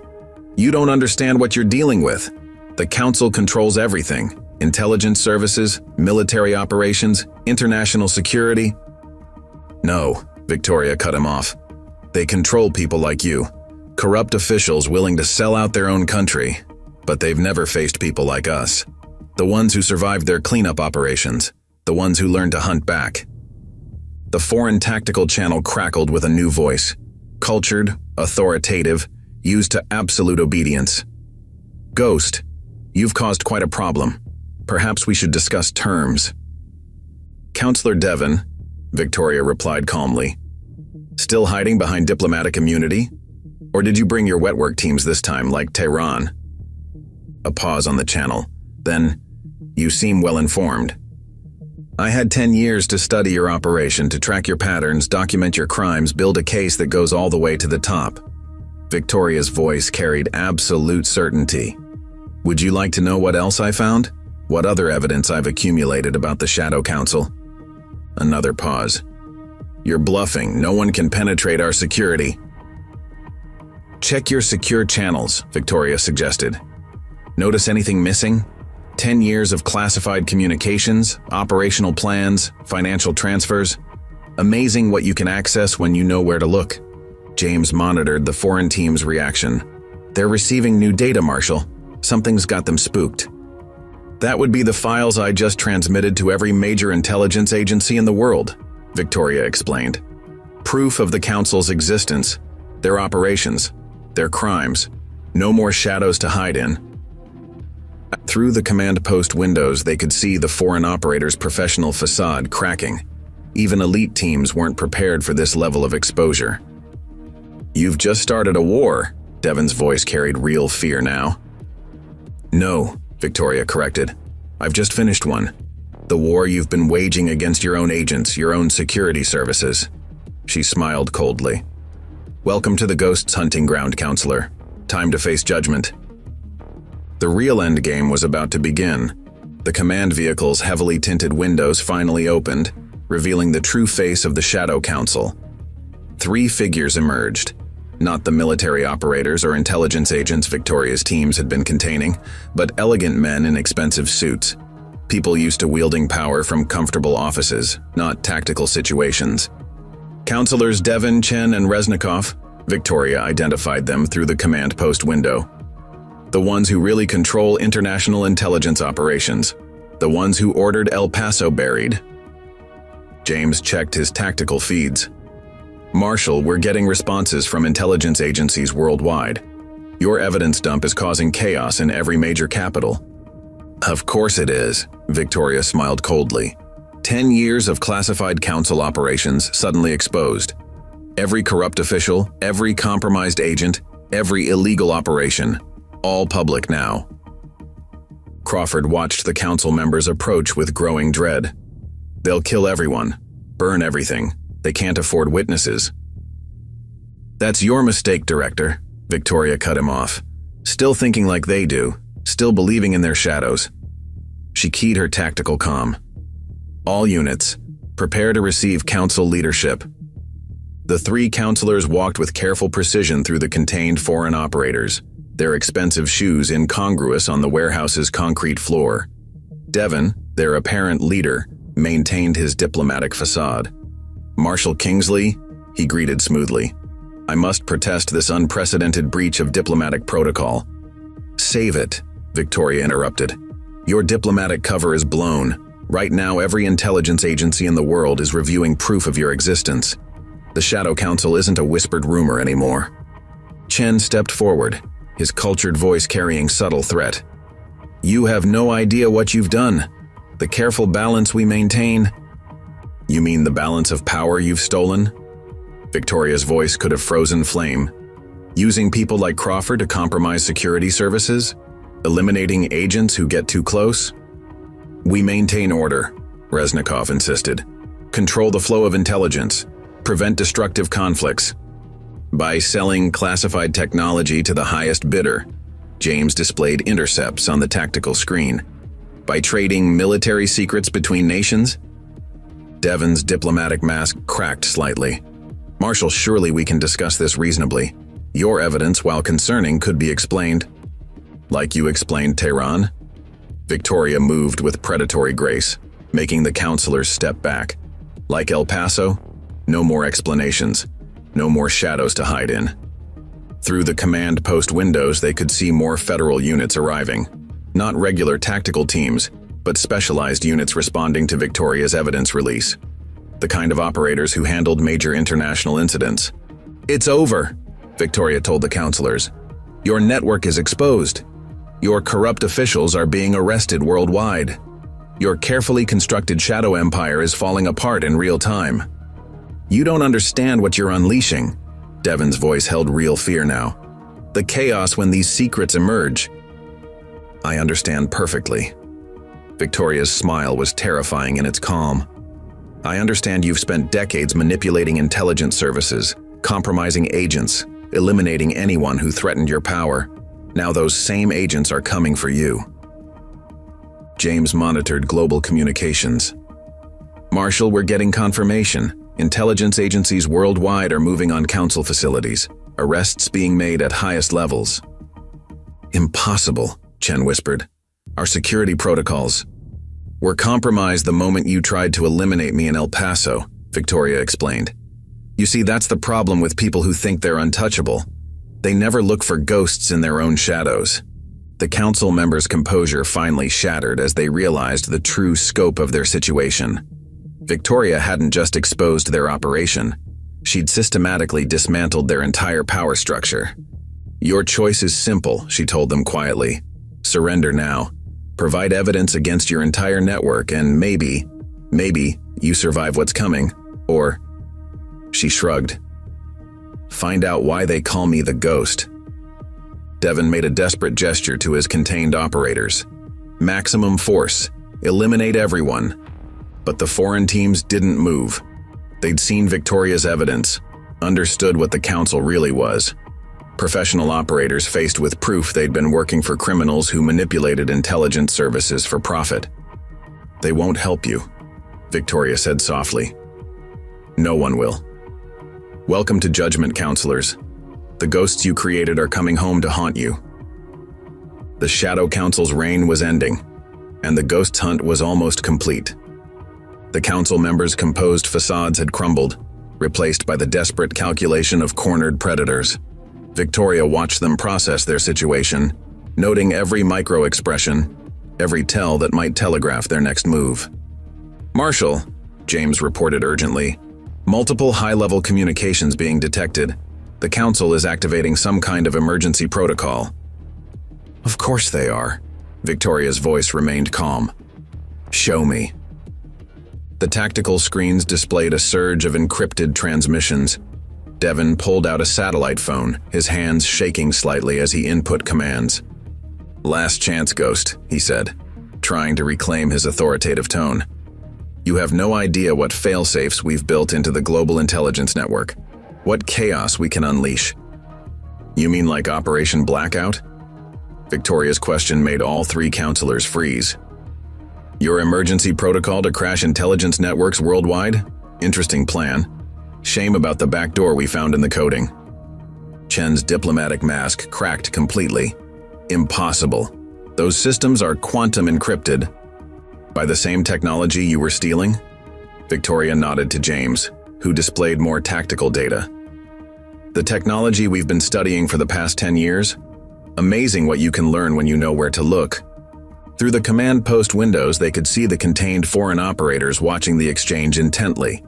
Professional agents recognizing the shift in power dynamics. "Sir," James called out, checking new feeds, "council facilities worldwide are going into lockdown. They're trying to purge their systems." "Too late," Victoria said coldly. "The evidence is already spreading. Every intelligence agency, every law enforcement organization, every military command structure, they're all seeing exactly who's been manipulating them." Reznikov made a subtle hand gesture to his security team. "Then perhaps it's time for more direct measures." "I wouldn't," Victoria advised quietly. "Your operators have already seen the evidence. They know what you really are now. How many agents you've sacrificed. How many operations you've compromised for profit." She smiled at the foreign teams. "Isn't that right?" The professional operators remained disciplined, but their stance had changed. Men and women trained to follow orders now faced proof their leaders were criminals who'd manipulated intelligence services for personal gain. Devon's satellite phone chirped. His face went ash-white as he read the message. "No, this is impossible." "Your Swiss accounts?" Victoria asked pleasantly. "Amazing how quickly banks cooperate when presented with evidence of international criminal conspiracy. Your emergency funds are being frozen as we speak." Chen grabbed Devon's arm. "The containment sites, if we can reach—" "Already compromised," James reported, displaying more tactical feeds. "Federal teams are moving on council facilities across 3 continents. Your backup plans are falling apart in real time." Victoria watched the counselors' composure disintegrate as decades of careful manipulation collapsed around them. "You built your power on shadows," she told them quietly. "Use them to hide your operations, eliminate threats, maintain control. But shadows work both ways. Sometimes they hide the hunters, not just the hunted." Through her tactical comm, Marshal Kane's voice reported, "Ghost, we've got confirmation. Council leadership worldwide is being taken into custody. Their network is exposed." "You've doomed us all," Devon snarled, desperation replacing his diplomatic tone. "The secrets we contain, the operations we control, releasing them will destroy the balance of power." "The balance you manufactured?" Victoria's voice carried deadly calm. "The one you maintained by selling military secrets, compromising agents, eliminating anyone who threatened your control." James monitored global communications. "Marshal, intelligence agencies worldwide are coordinating response. They're shutting down council operations, securing compromised facilities." "Your choice is simple," Victoria told the counselors. "Surrender now, provide evidence against your entire network, face justice in multiple jurisdictions. Or," she shrugged, Find out what happens when every intelligence service you've manipulated decides to hunt you. Devin made one final desperate play. He pulled a small device from his jacket, some kind of dead man switch.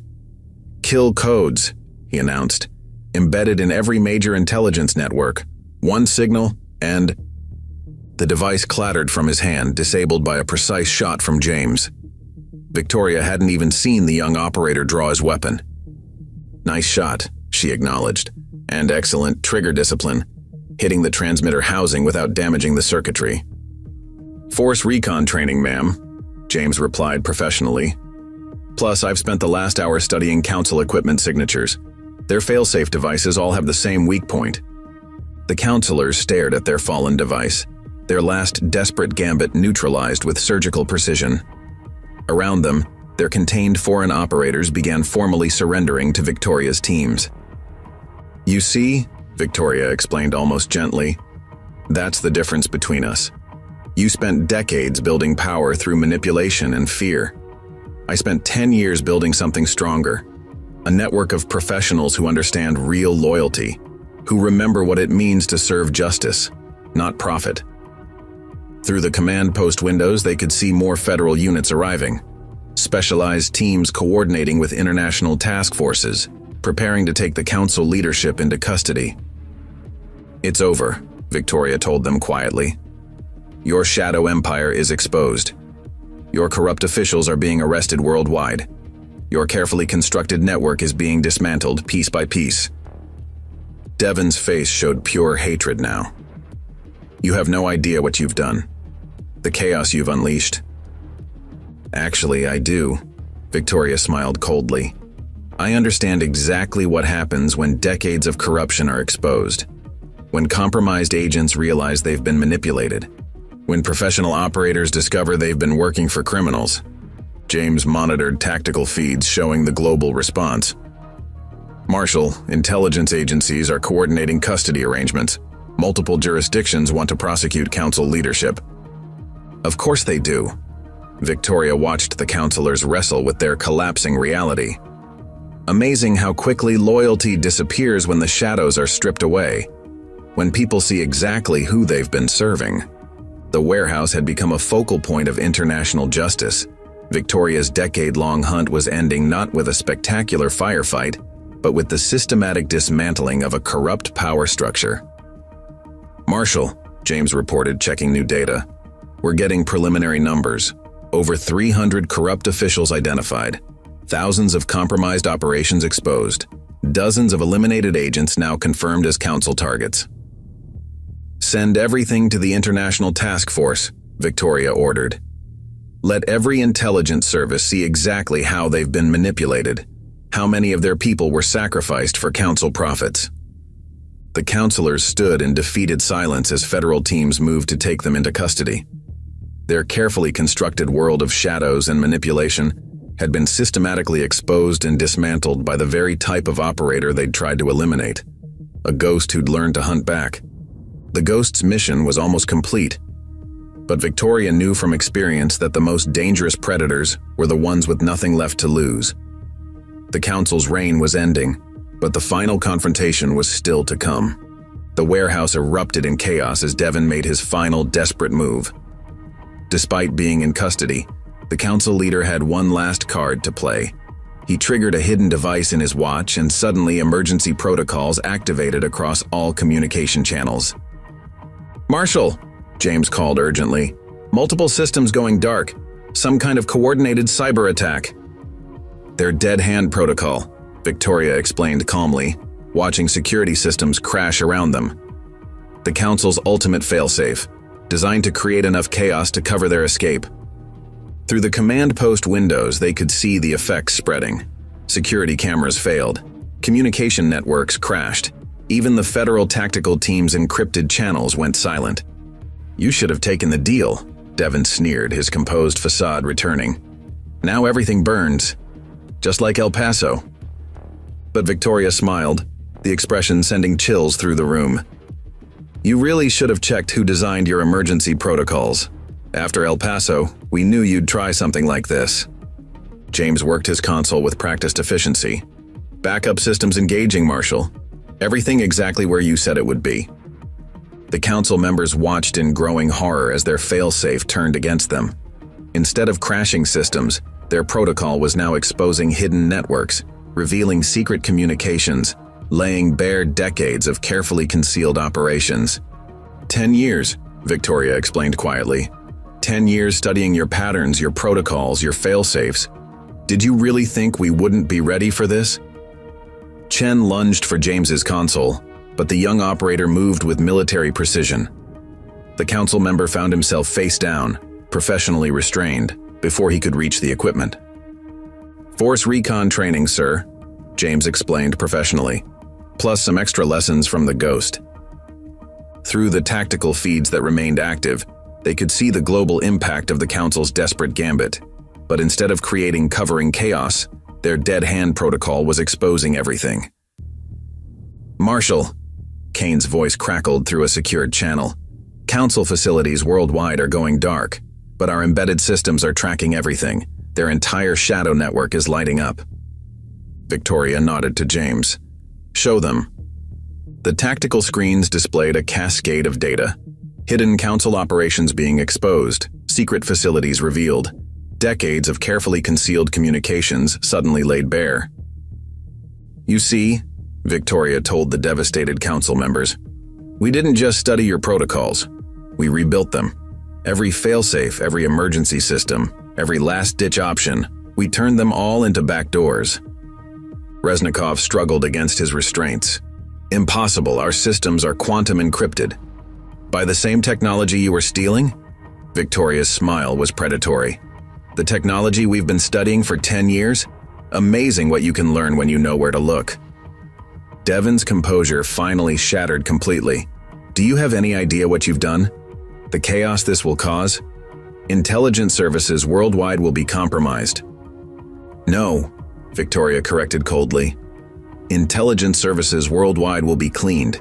Every corrupt official exposed. Every compromised operation revealed. Every criminal conspiracy laid bare. James monitored the expanding cascade of revelations. Marshal, we're getting reports from multiple agencies. Council sleeper agents being identified. Hidden accounts exposed. Black operations revealed. The shadows are burning away, Victoria told the council leaders. Everything you built, everything you manipulated, everything you killed to protect, all of it exposed to the light. Through the command post windows, they could see federal tactical teams securing the perimeter. But these weren't regular units anymore. These were specialized operators responding to international protocols, preparing to take custody of the architects of a global conspiracy. Your choice now is simple, Victoria explained to the defeated council members. Cooperate fully. Tell us everything about your operations, your networks, your hidden protocols. Or, she shrugged, face justice in every jurisdiction you've corrupted.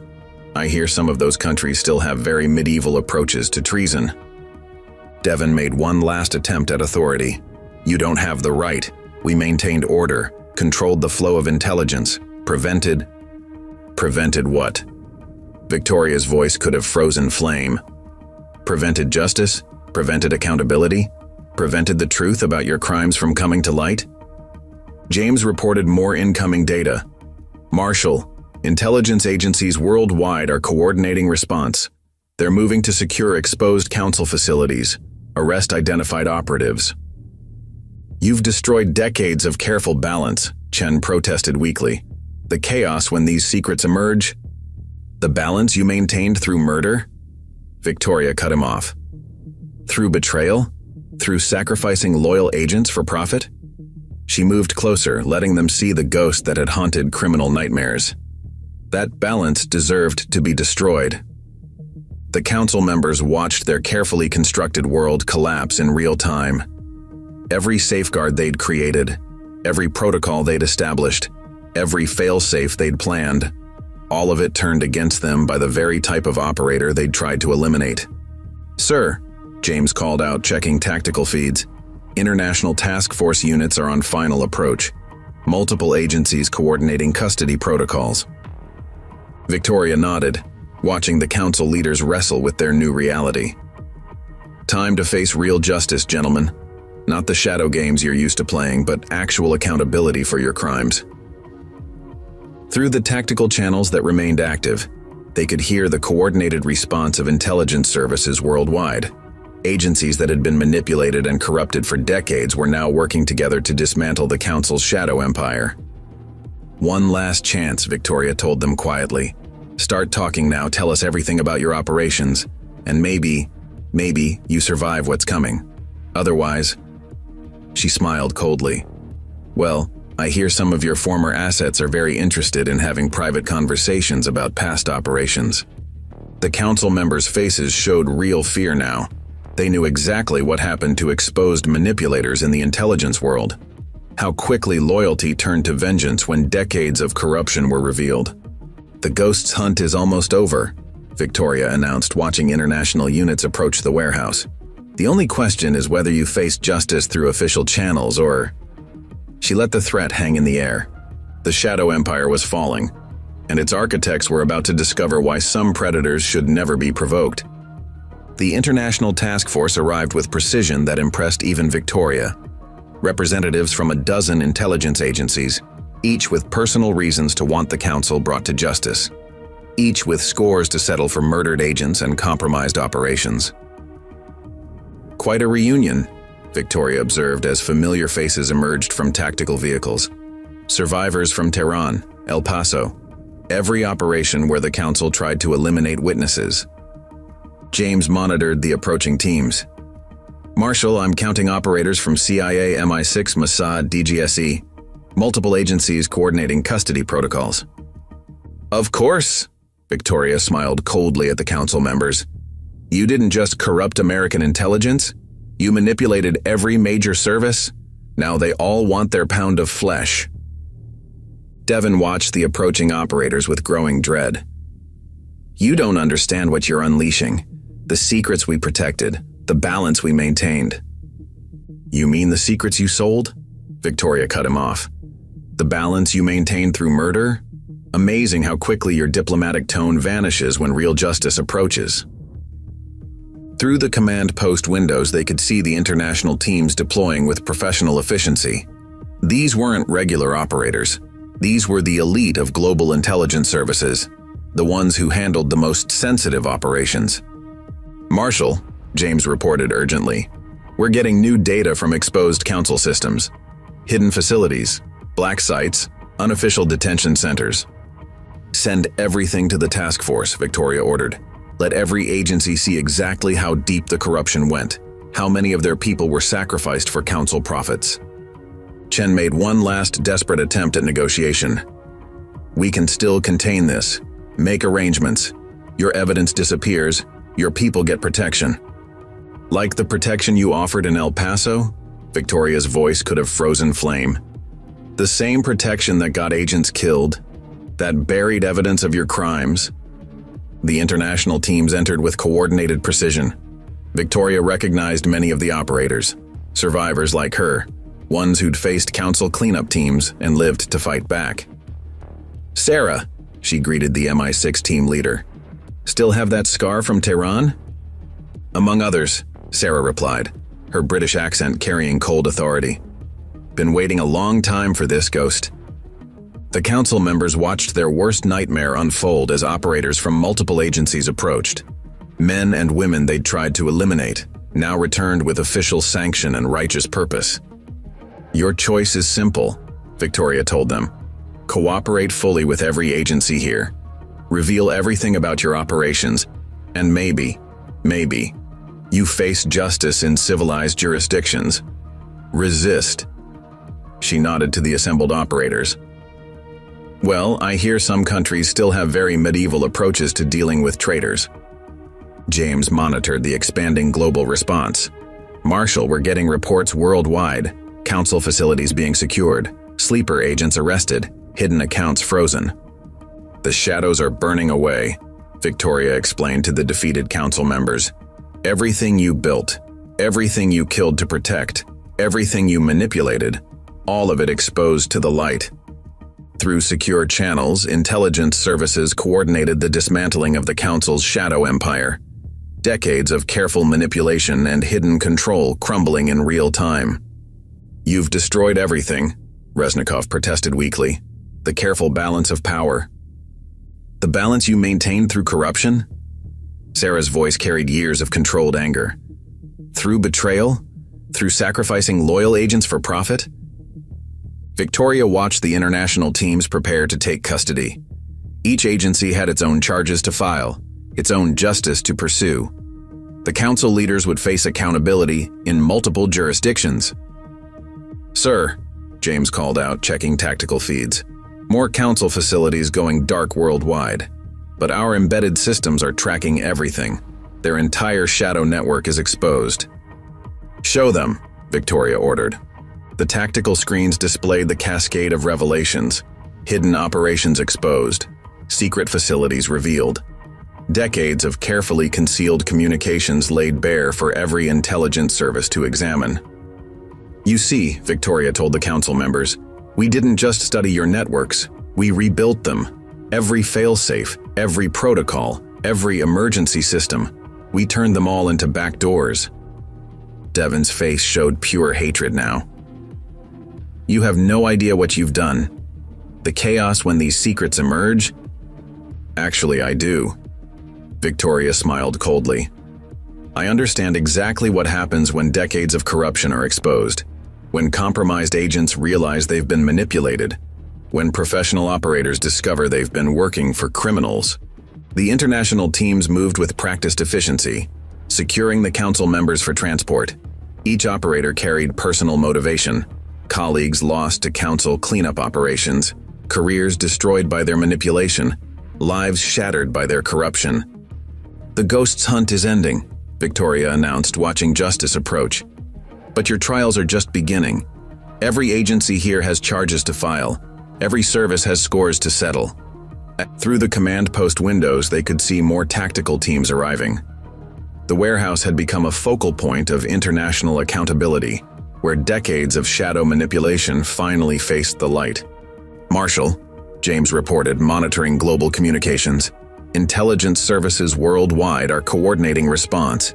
Hidden council operations being exposed on every continent." Victoria nodded, watching the architects of so much corruption face real consequences.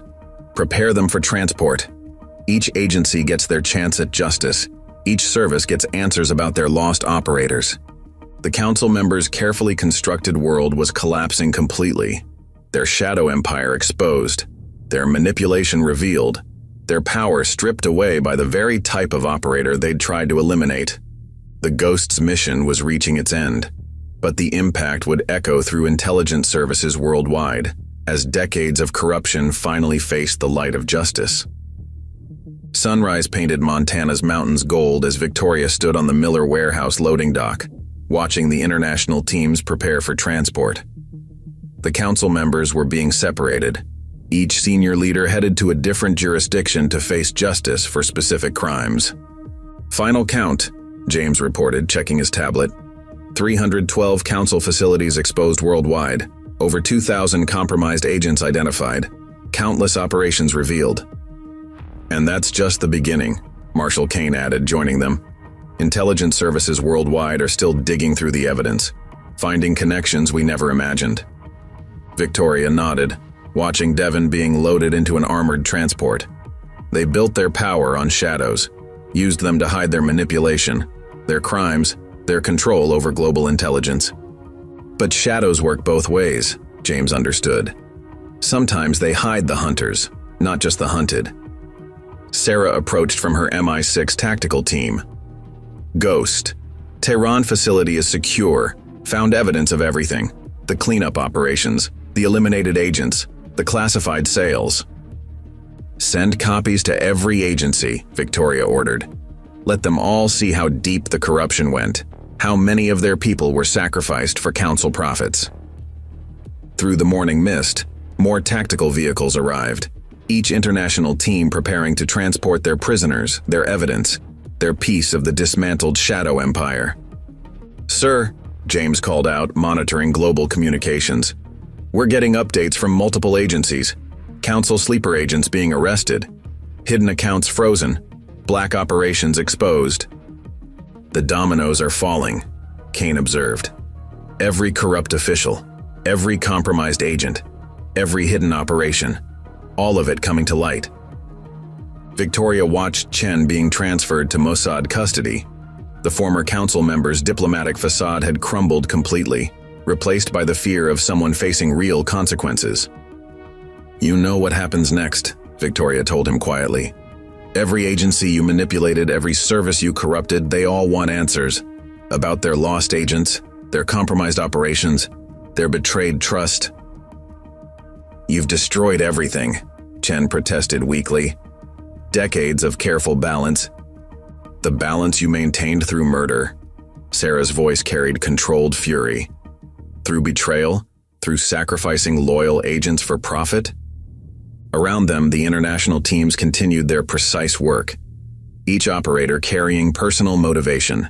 Colleagues lost to council cleanup operations, careers destroyed by their manipulation, lives shattered by their corruption. "Marshal," James reported, checking tactical feeds. "More council facilities being secured worldwide. Intelligence services coordinating response on every continent." Victoria nodded, watching Reznikov being prepared for transport to a European intelligence service. "Send everything to the International Task Force. Every piece of evidence, every exposed connection, every revealed operation."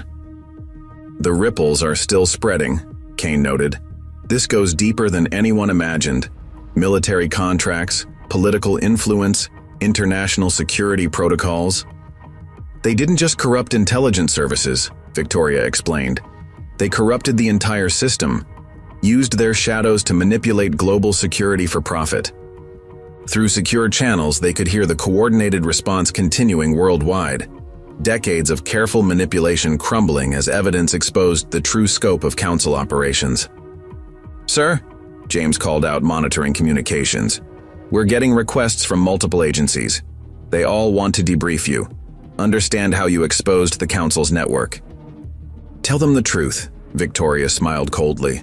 "Tell them about shadows, about hunters who learned to wait, about ghosts who never forgot." Sarah checked her tactical gear, preparing to escort her prisoners. 10 years, Ghost. 10 years you hunted them, built your network, prepared for this moment." "They gave me time." Victoria watched Devon's transport prepare to depart. "After El Paso, after they tried to eliminate me, they thought I was finished. Just another loose end tied up.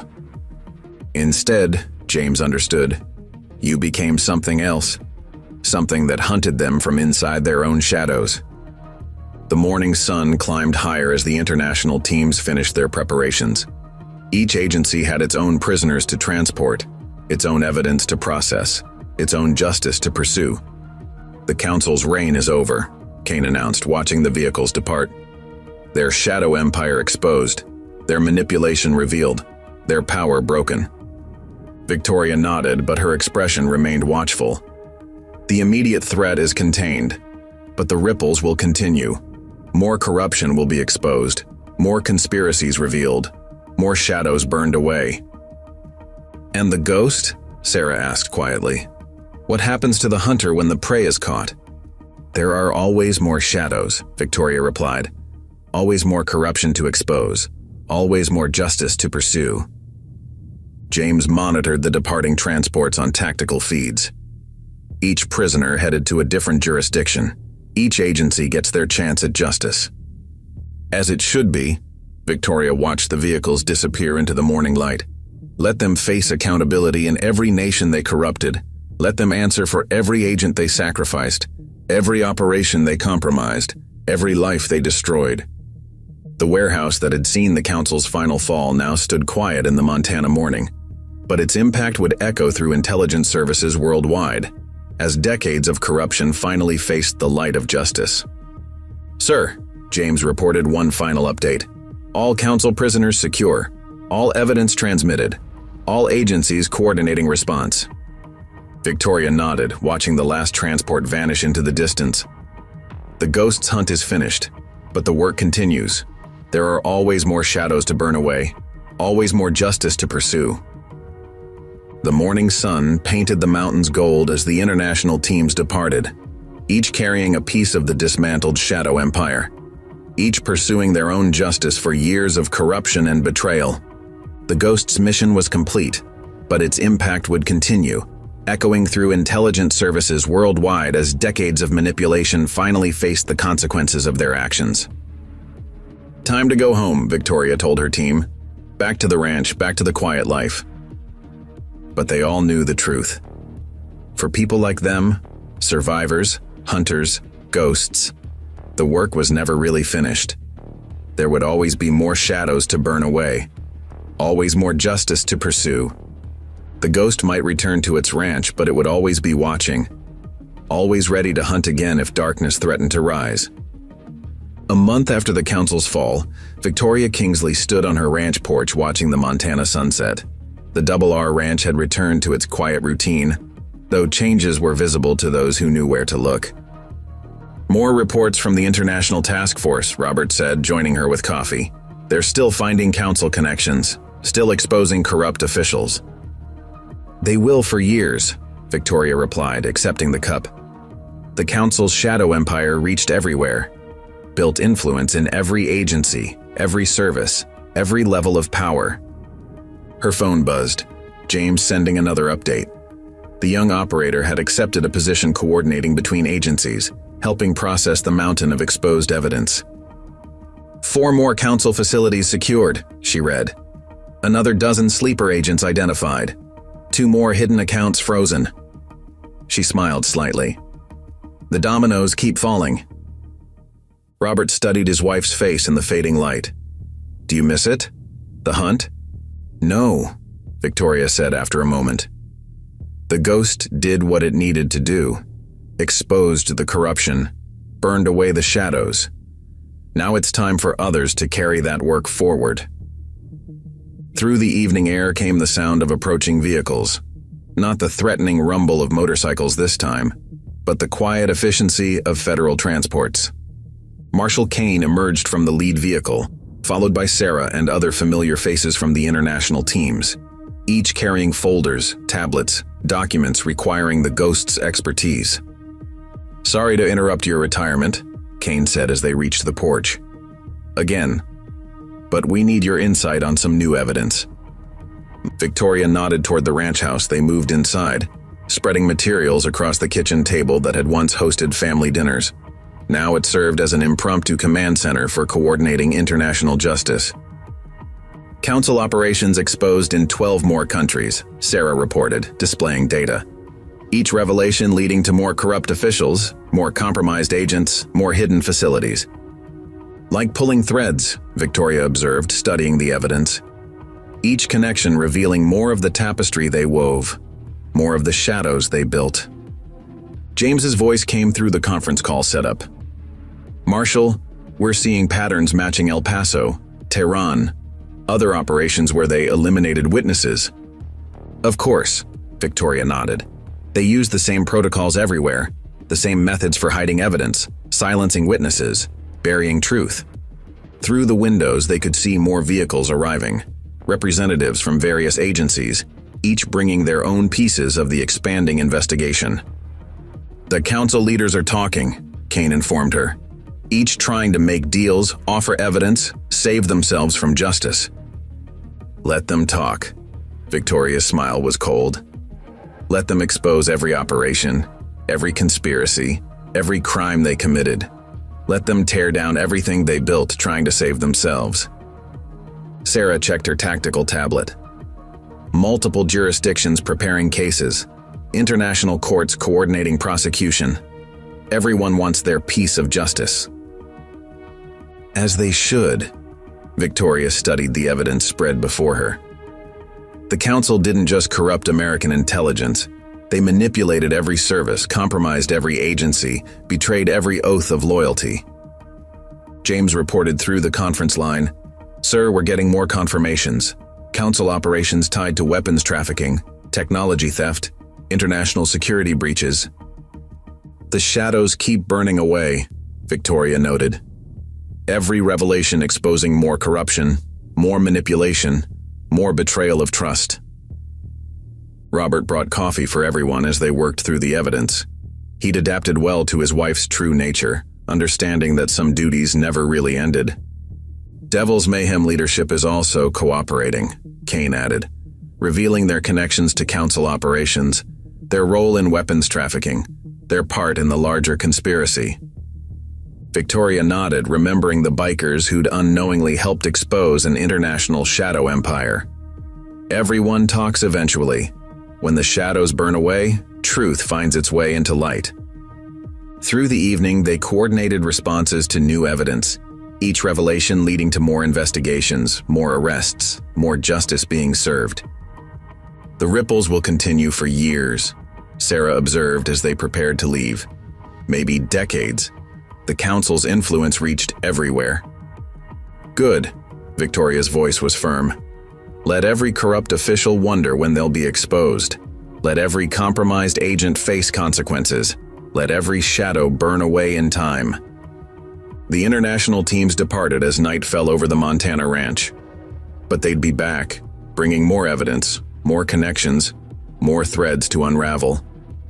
You're not really retiring, are you?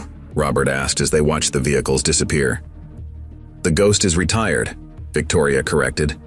But there's a difference between hunting shadows and helping others find truth. Between being the ghost and teaching others to see in darkness. Her phone buzzed one final time. James reporting success in another jurisdiction. More council operations exposed. More corrupt officials arrested. More justice served. The work continues, she said quietly, watching the stars emerge. There will always be shadows to burn away. Always be truth needing light. Always be justice requiring service. The Double R Ranch had returned to its peaceful routine. But it had also become something else. A place where hunters gathered to coordinate, where evidence was analyzed, where truth was pursued. Victoria Kingsley had built her quiet life here, hiding the ghost she'd been. Now she'd built something else, a legacy of justice, a network of truth seekers, a force for burning away shadows. The ghost's hunt was complete, but its impact would continue, echoing through intelligence services worldwide as decades of corruption faced the light of justice. And if new shadows tried to rise, if corruption attempted to rebuild, if darkness threatened to return, well, there was always a ghost watching, always hunters ready to pursue truth, always justice waiting to be served. Victoria smiled as the Montana night deepened. She had found her balance, between the quiet rancher's wife and the legendary ghost, between personal peace and duty's call, between retiring from the hunt and helping others pursue justice. The council's shadow empire had fallen, but the work of maintaining light, of preserving truth, of serving justice, that work would continue. Through the hunters she'd trained, the network she'd built, the legacy she'd created. In the end, that was the ghost's greatest victory. Not just exposing one conspiracy, but creating a force that would continue burning away shadows wherever they tried to hide. Victoria Kingsley returned to her ranch life, but her impact lived on. In every exposed corruption, every served justice, every truth brought to light. The ghost had completed its hunt, but its legend would endure, reminding those who'd hide in shadows that justice eventually finds its way into light. That truth eventually burns away all darkness. That some shadows hide hunters, not just prey. Up next, 2 more incredible stories are waiting for you right on your screen. If you enjoyed this one, you won't want to miss these. Just click to watch, and don't forget to subscribe. It would mean a lot.